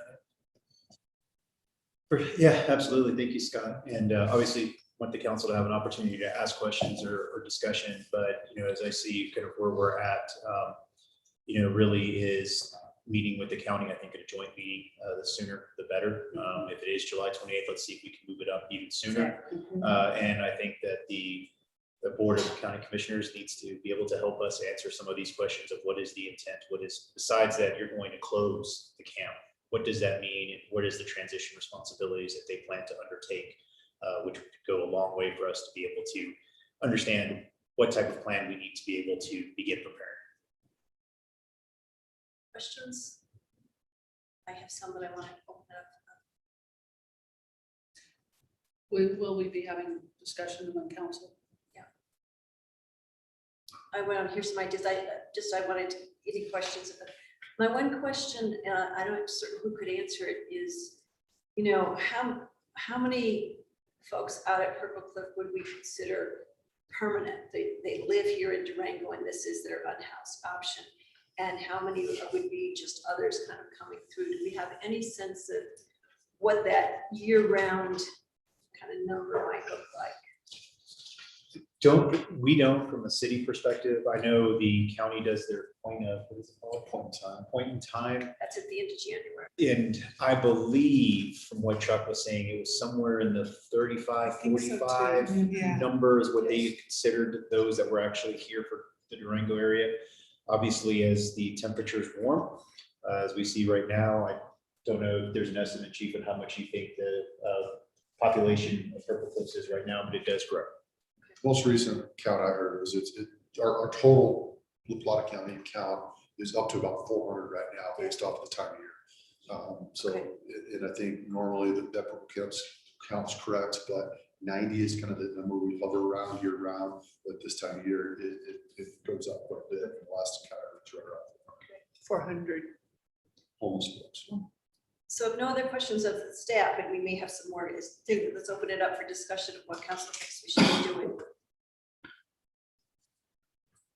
If it's different from the city manager's advice. Well, I think obviously the conversation county about how do they plan to do this? What's the transition plan? All of that is really, really critical to us. We had requested to put together a task force at one time. Like I think I requested last Board of County Commissioners meeting, because the intention was to close Purple Cliffs when the managed camp came online. And so what would that entail? Well, now obviously this change without a managed camp online is huge. This is much more impactful. And I spoke with Commissioner Porter Norton, and I suggested to her, this was before they voted on closing Purple Cliffs and also not participating in the managed camp anymore, not being the leader, that I would really, really like it if they approached us and said, let's get back into our partnership. Let's make this work. Well, we've heard nothing. And I'm incredibly disappointed. I'm so disappointed that I can't even express it, because not only did they not let us know they were doing this before, they just let the general public know, but they haven't tried to change how this works by working with us. So I think that shows a huge lack of leadership on their part. So and I think it's also kind of interesting how over the past 5 years or so, the city has worked on trying to find a place. County says, all right, we're going to take the lead. We're going to find a spot. And within a year, less than a year, they're like, oops, sorry, it's too hard. when before they thought we weren't trying hard enough, right? So I'm also really disappointed in that attitude, and they're just dropping the ball and letting it go. So I'm also very concerned about what a partnership might look like with them in the future, because they're, what's the right word when someone who's their pattern hasn't been the most beneficial to a partnership. So I'm very concerned about that. So I have done some, this is maybe kind of a radical suggestion, but I would like to suggest that the city do it on our own, that we do it, that we take the lead, that we do it on our own. And the way that we do that is by establishing a managed camp there's at least 2 locations that I think one of which was identified in the past in our research, one of which I brought to the city manager's attention just in the past week because someone contacted me about it. There's another one that you've been contacted about. I think we can do this on our own. And one of the things that I would like to suggest is that the premise for doing so, we need to look at our bandwidth, we need to look at our capabilities, and we can't be responsible for every homeless person. We can manage the homeless people who are residents of our city. And that would be the people that our managed camp would be for. Anyone camping outside of the city limits is not our responsibility. We manage and we help and we support the homeless who live within our city. So that's the focus I would like to take if we can. I mean, that's something that I think would be really beneficial. And one of the reasons why is because people camping outside of the city limits would then be the county's responsibility. Now, I've heard that there are people camping in Bayfield who are being transported to Durango to camp. So I think that it would be great for the county to take responsibility on a health and social services level, because if you think about what impacts homelessness the most, other than not having a place, a shelter, is mental health and drug and substance abuse. And the county is responsible for mental health and drug and substance abuse services. So I would love to see them step up and provide that on a much more rigorous basis. I think that they could step up and provide a managed camp in the county, not within the city limits, because I think we're going to need more than one camp. I mean, these numbers tell us that. So the county could be responsible for the people who camp on county land, and we can just go forward and take care of our own and let them take care of theirs. Additionally, if we don't have enough space and the county has a managed camp, the people that we don't have enough space for can stay in the county managed camp because they are county residents. So I think we should do what we can do. And I think we should be responsible for what we can be responsible for and what we can handle, and we can't solve the entire problem. We can only take a piece of it. So I think we should do that. And I think the county should take their piece of it. Responses. Well, or your own. Or different views. Yeah. Or different views. I mean, I wouldn't, like, I don't want to say different views. I think that, Alternate. yeah, I think that you three especially are a little bit closer to the problem, not closer to the problem, closer to this issue, I should say, than potentially me and Olivia, because you've been through this with the county for much longer. So I think your passion that you're expressing, I understand it, but I don't necessarily agree that that's the path forward in my mind. Let me finish for a second. I know. Can I say, there's just one thing I forgot to say. I'm sorry. The county previously, prior to this set of commissioners, had said that this was a city problem, a city of Durango problem. And in their letter, they said that Purple Cliffs was alleviating the issue of homelessness in the city. They see this as a city problem. No, you're fine. And I'm not saying that you're right or wrong.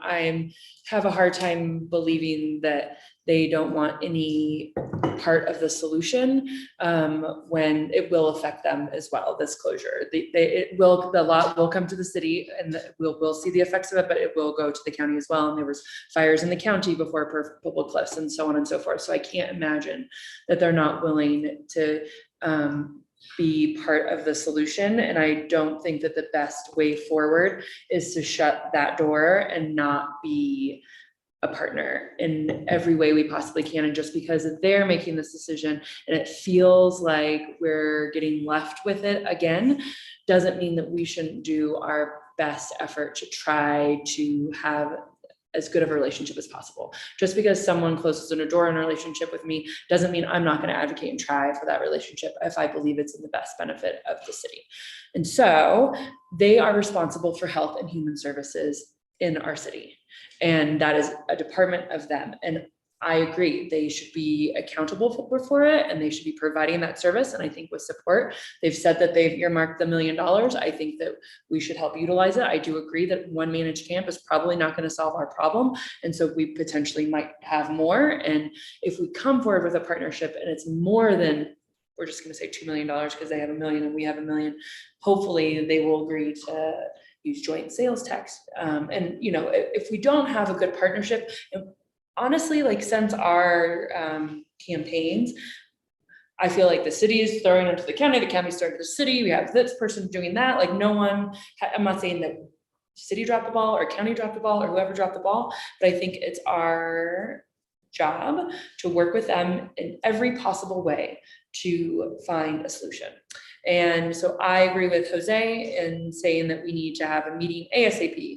Like this is one of those that I'm not willing to wait for the next county meeting. I think we need it now and I will be a part of that and I will be present in it. And we need to come up with multiple solutions to solve this problem. It's an issue everywhere. It's not solely in Durango. Everyone sees the pressures of homelessness increasing. Everyone's seeing the pressures of people having a hard time finding jobs and affording homes, even if you do have a job. Like our job might be to take care of city residents, but I want our whole community to be healthy and happy. And I can't imagine that any one of you would say otherwise, or the county commissioners would say otherwise. And so I feel like we put our best foot forward and stop throwing people under the bus and not working together and trying to, you know, solve in the best way possible that we can. That's my position. So, you raised some good points, I think, because I think it's a key concern. We've made over the last years very limited progress. I think Mana has stepped up to the plate with their center. There's some housing, but I think on the homeless situation, it's not really. We're not very successful over the years. We've gone through quite a few studies, 2018, 2021, I think. I looked at all those before this meeting. I think a lot of these sites are still possibilities. I would say get an updated list of all the sites ever looked at and then highlighting those that are options. And we as a council, and hopefully with the county and every stakeholder, need to make a decision. We have that responsibility not to push it out, not blaming anybody, but trying to work with the county as well. But we need to step up to the plate. It hasn't happened for a long time. And now it's easy to say county pull down this and that. It's not good. I understand. There was always going to be resistance and NIMBY behavior. And I think it would be beneficial to have multiple campsites, smaller ones, so we can reduce the impact. There's a need for very primitive tent-like tents. This is all not new. This is all, we've known it since I was running, and we've known it for the last 3 years or 7 years. Transitional housing, not so much the Sparrow apartments, but one level below, which would be the near Hilltop. I don't know if there are still options. Even we can make decisions on identifying something as a temporary location, because the council has not been very supportive to work on a long-term vision, but maybe that would be this council at a certain point, or the future council, that would also include a longer-term element for homeless camp location and different stages in that, which may include Three Springs or La Posta. My opinion remains that it requires an integrated approach, being preventing people from being homeless, losing their home, the organization for that, addressing additional mental health issues, county, but I think we should be informed of that as well, and providing a place to live for people that are willing to move out of homeless, all the way from the most basic transitional people, tent sites, very primitive, to transitional housing and becoming a member of our community that's productive. I personally would like to see, periodic updates on all of these topics, maybe even monthly. And then on the managed campsite locations, which is really the topic here, an updated list showing those so that we can step up to the plate and make decisions with or without the county, ideally with all the stakeholders involved. And I think just keep remembering that we're speaking of human beings. This is not numbers. This is not, we all agree to that, but let's move this forward and not wait another 3 years.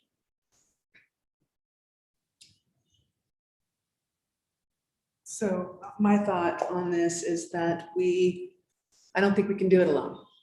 This is I feel like we have, since I've been on council, been working on this partnership with the county. It's disappointing, but that goes without saying. We've been through the strategic planning process. It talked about a part of our strategy was this managed camp. But I do not think that the city can take this on without a absolute collaborative partnership with the county in every way, from the health and human services standpoint of coordination of those efforts, from the coordination of law enforcement, from the coordination of transition to other aspects. It has to be a partnership. We've recognized that since day one that I've been on council, since I've been on council in 2017. So I'm interested in continuing the discussions with the county on finding a solution. It may be multiple small camps, as people have talked about, but I don't think that we can take that on alone, because we'll never solve this problem. It will only grow from now on, in my opinion. And if we were the only city, if we are the only municipality to take this on and we're trying to handle this alone, then all the cities within La Plata County will just funnel the homeless to us. And the resources and the burden on us, I think over time will become a very difficult thing to manage by ourselves. So I think it has to be, for me, a community-wide effort with the county and with the city together, working together to find a location and or multiple locations, wherever those might be. And it should be done as soon as we can. The reason why we haven't been able to affect change is because it's really, really hard. When you go through these discussions and then you have public input, the county just experienced it themselves even before the 160 with trying to put it back up to above the tech center. They had public outcry against it. So it's very hard. It's been extremely difficult to find the right answer. And I think we need to do it together. And maybe it is multiple small camps dispersed. But we need help managing that, because that is going to be a full-time department to help manage that. And I think we need help in every way. So it was always a partnership. I think we need to get back to that partnership. I think we need to meet with them sooner than later and tell them that tell the county that we expect that this will be a joint partnership, and that we're very interested in understanding what is their transition plan when it closes. We're willing to talk with you about it. How do we figure that out for the residents who are there, and for their health and well-being. And so that's my thought, is that we just need to keep working. But I am with you. I'm extremely disappointed in that we're done. Your problem now. I'm also disappointed in the aspect of the law enforcement suggesting that they're done and it is not our problem. And now that we need to talk to the city, because when I was on council and when I was coming to council in 2017, I was educated heavily on the need for a place, a camp, by the county officials and law enforcement. And I think that, you know, I think that that position remains the same. And I think that they're just as well of that as we are. So I think we need to keep working together. Thank you. I'd just like to share my thoughts. I appreciate everyone with their ideas and in different aspects of it. I think for me, I want to acknowledge that this isn't just Durango or La Plata County or Colorado or even our country. You know, we are facing a huge unhoused homelessness population and around in other countries as well. I'd also like to say that that elected officials have grappled with this for a long time. And in the end, it comes down to political will. And I think that's where we do have an opportunity to lead. I'm not saying alone, but we do have to find a solution, maybe not for the whole everything, but I think that we've always talked about a managed campus being for 35 to so family units, whatever, who really want to live in a community with rules, and then working toward that transitional housing. So I recognize that. I believe that we probably need multiple, and we've talked about this before. There are going to be people who will not want to go into some kind of camp with rules and organization. That said, ultimately, my ideal would be we work together. And I have the example, Melissa, how you and I and Marcia met last June, and we met every week with a timeline. This is fire is important to us. We have to address this. We need to come up with a plan. And so my ultimate would be that we work together to look at this in the city and the county. And I also want to remind everyone that we all live in the county, right? Durango is not its own entity. We live in this county, and what happens here impacts everyone. So I am willing to continue that, even though I was also surprised and disappointed that I didn't know anything about this header and the content of it. And it does make it hard when the paper calls you, want to know that. I believe that we can do more if we're willing to work together. But to Kim, to your point, ultimately, if that doesn't work, we have to be able to address, at least in our area, a place where people could go, where they can spend the night, and that we're not in going back to a situation where we have legal issues around us. So, Jose, from my point of view, I support getting together sooner rather than later. I do believe the plan to close Purple Cliffs, that's the county's plan. They're the one that had the deadline and the issue. So I'm interested to hear what is plan B. I do believe, Olivier, to your point and others, we have looked at sites, and I always say we need to find the least bad, and it will require us to make difficult decisions, and it will require political will, and not everyone will be happy. But we have got to find a place for people, in my mind, that want to live in a managed way with the ultimate goal of moving out of being unhoused. And that, I think, there's some urgency to that. I agree with the urgency, and I believe that if we work on this, we can do it by the end of the summer. I absolutely believe that. And we can have a managed camp.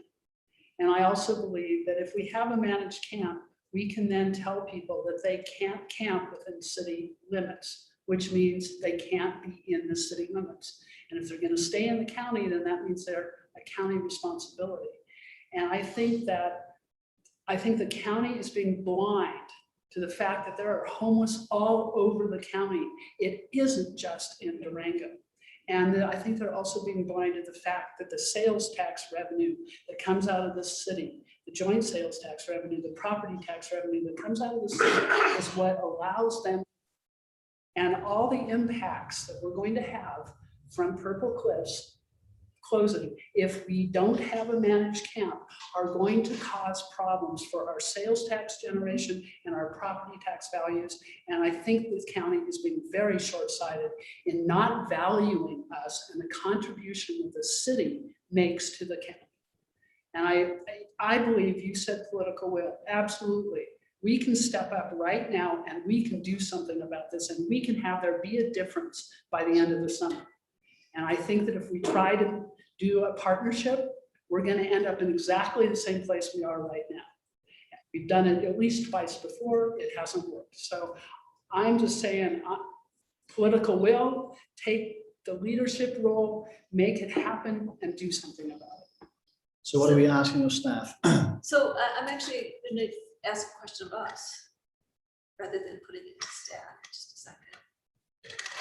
You all make interesting points, and I appreciate your point also, Kim, about possibly moving this quickly. Because we have evaluated sites. I think for me, and this is just throwing it out, I would like to hear their plan and I want to hear it now. What that looks like. I agree to that, yes. And if there's a partnership, I think the definition of what that looks like, what that timeline is and what that urgency is agreed upon. And I'm not ruling out the city saying, we'll take care of this issue right here and now, and this is what we can do. But I wouldn't want to shut the door to any kind of larger collaboration. But I see your point of being able to address something, possibly something within a few months. The question is, and I'm going to throw the phrase because we've used it before, how long do we continue to kick this can down the road? And I'm going to Olivier's point of making a decision and moving it. So can we reach a decision with the county, or will that be, can we reach some kind of solution with the county, with the county? Or if it looks like it continues to be kicked down the road, when do we act alone? And I don't know that we have an answer there, but I do believe those are the important questions. I'll open it up though to anyone to disagree. I mean, I think that, you know, getting those answers, like the plan and what's going forward, and then, you know, what they're willing to be in part of our partnership. I don't think that even Purple Cliffs would, not that it was successful, and right when it opened, it was never intended to be open for even as long as it has been. And we all know that, but I don't think it would have been as successful without the city's partnership in Purple Cliffs, even though it's on county land. And so I think that whether you're talking about, you know, law enforcement between the sheriffs and the police department, or, you know, trash, or like monitoring or camp management, whatever, like it will be more successful. I don't care if it's in the city limits or in the county, it will be more successful if we can be a team, period. And so I just, like, if they're willing to be that partner with us, why would we not want it? Like, why would we just keep just say, no, we're doing this on our own and that's it? Like, I just think that we can't. And so, I mean, we can, we absolutely 100% could. We could take this land, we could do a managed camp, we could do it, but why would we want to? Why would we want to if we could be so much more successful with county help and participation potentially? And so I want to know in a meeting what their plan is for Purple Cliffs, what their plan is as constant maintenance for our homeless, for our unhoused population here in La Plata County and the city, which the city is part of the county, and, you know, how they're going to be an active member. And I don't want to come in with a terrible like attitude and just saying we're doing it on our own. That's not how I feel. It's not how I feel. It might be how a specific counselor feels. It is not, you cannot say this is how that whole council feels as a whole, and I don't want to be represented that way, period. So, thank you. So the question is urgency. Absolutely. So let me come with that and will. And when I'm giving the example from Melissa and I working on it, we felt the sense of urgency, and we set a goal. We thought it could be longer, but we set a goal that we wanted to have some kind of concrete action by the end of summer. We started in June. Coming into a meeting and hearing what the council, what the commissioners may have to say, would we also want to have a set that says, okay, we've all looked at all these sites. We're going to now set a date of by this time, council in the county will reach a decision on a site. I mean, that's not letting the can get kicked down the road forever. It's saying, all right, if you're moving in whatever date, you know, we need to have a date, place for people to move. And we will find a place to move because we have looked at sites. But we And have it to, could be in and or out or both in the county and the city. It might be smaller locations, one within the city and or county. But if we were to have, be in discussions and or communication with the county on this, then it also could include, it's also going to need to include things like, transportation and access. Transportation is going to be big too, though, because they've had their 3-mile radius thing, and I've said all along, oh, what if it was 4? Do they not need a bus at 3 miles? But then I think they might need a bus in any case, you know what I mean? So I guess there's lots of things to still consider. I think I agree with you, it can be done, and we can move more quickly. I think there is political will, there has been political will, but it's also the difficulty of addressing the problem because of NIMBYism, where you're putting it in various where it's located is always been the challenge. And so I think we need to continue the discussions as soon as possible. okay, so I'm trying to think, Olivia, to your question of staff, but I guess what I want to say going into county commissioners, I would ask of council, can we set a timeline for ourselves that says by a certain date, it's up to council, we will reach a decision on a location. If there's to be a location, if we go the path that we're taking care of something in here, so that from a law enforcement point of view, we were providing a space for people. Can we as a council agree to set a date for when we reach a decision? Let's not forget that there needs to be a significant public process around. And there has been. No, we'll need to be continuing, we'll, it's not done, and we can't, and so that has to be included in all of it. Absolutely, but with the urgency of winter coming, with the urgency of the fire season going well into November, I'm asking of council we may not set a date now, but can we agree that we will push to this to a certain point, we'll do everything else that we need to do, but ultimately the can has to stop. Because it's been going on for years in previous councils, not because people haven't been trying, but to your point, Melissa, because it is so hard.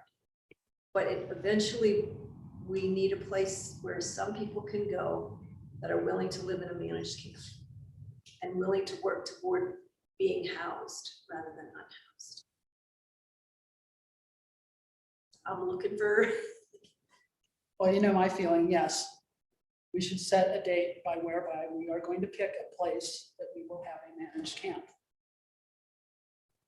That's my personal opinion on it, and it needs to be soon. It doesn't need to be 6 months from now.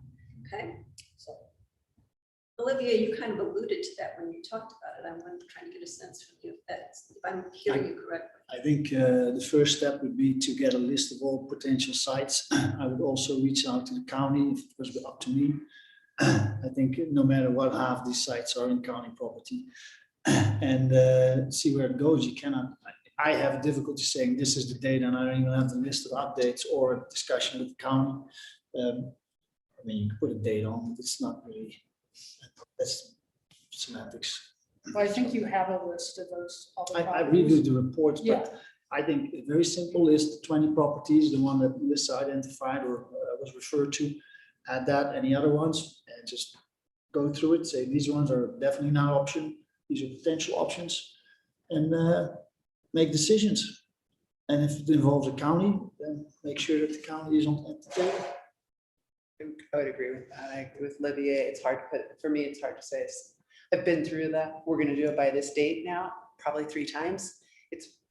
There's a lot of things that have gotten in the way. So I would like to proceed forth in that manner. I'd like to get together with the county as soon as possible, and to look at the lists. And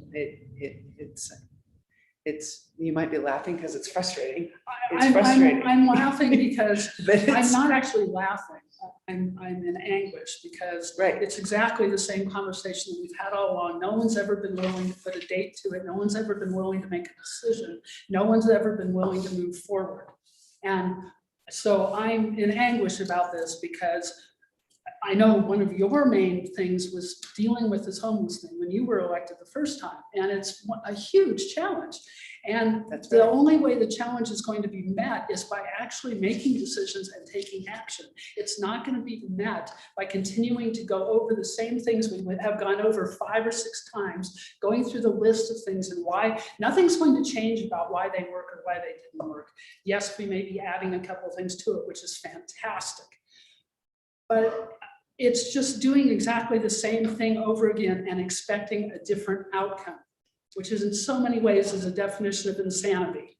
So I hear you.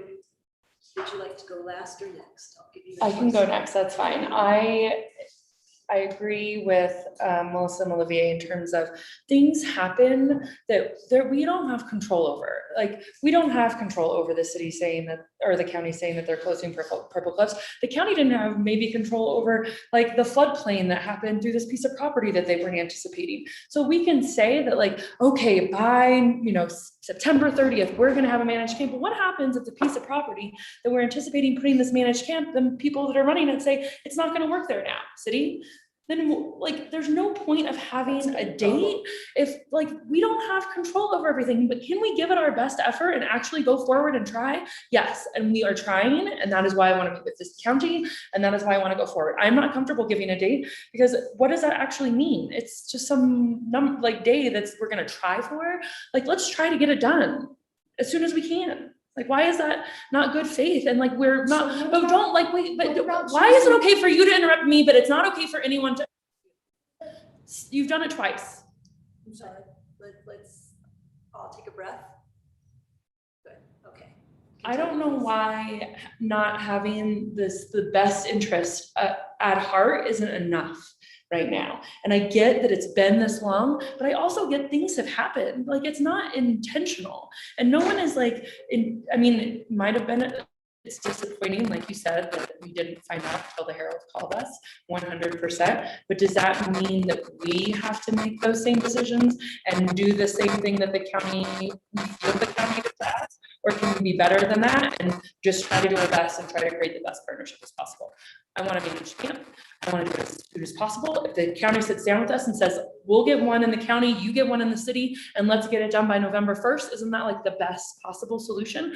And why don't we have that opportunity? Like, I want that opportunity to potentially have that conversation, and I don't want to shut it down.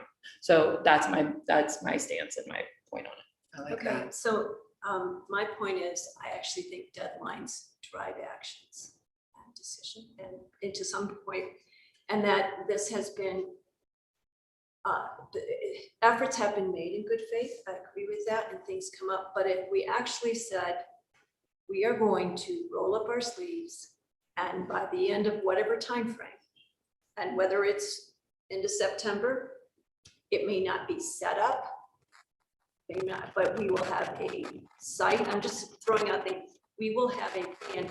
With that deadline, we will work backward with goals and decision making and information gathering and community outreach, with the point that the buck stops here at this time. And for me, yes, I'm not ruling out that something could happen that can completely stop it. But if we have that date and we are committed to it, a target, then we will work with that intensity to solve it, because I don't want to see it being next April and we're still having the same conversation. And I believe that deadlines drive decisions and action.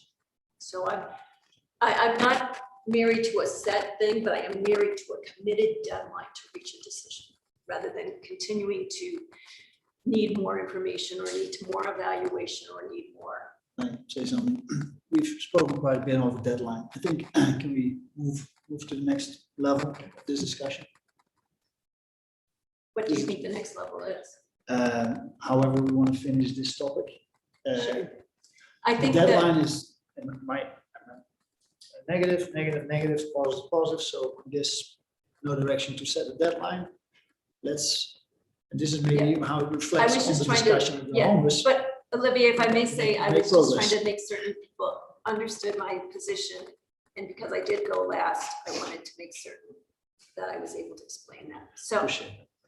so what I'm hearing is that, and I'm not quite certain it was completely there because I actually heard Jessica say that she wants to get action, but she doesn't want to be so tied. I think that there's room always to be reaching clarity, but what I want to say now, what I hear is a meeting with the county commissioners sooner rather than later, hear their plan, a commitment of us to look at the sites, what might work, a commitment to looking at multiple sites if that's necessary, with multiple populations being used. And then, but I'm also hearing, I think that while the commitment is strong to work with the county, I hear that we also recognize we need a solution. What, and if that means, I don't know what that means, but we need a solution. Is that any different in that summary? I'm happy to entertain that. I didn't quite get it right.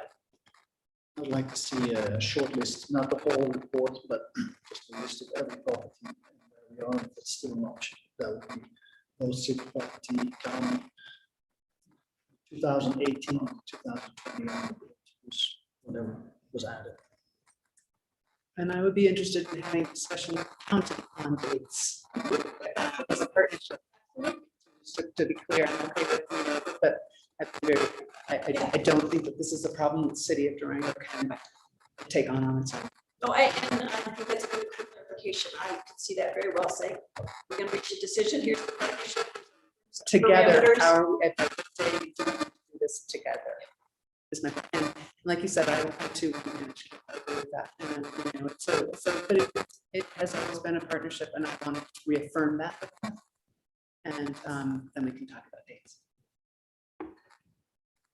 Jose, do you feel like in setting up this meeting with the city, with the county commissioners, you have enough direction and enough input from all of us of what we might anticipate from an agenda? Yes. I thank everyone for, I guess I want to end by thanking everyone for their work, for recognizing that this is, this issue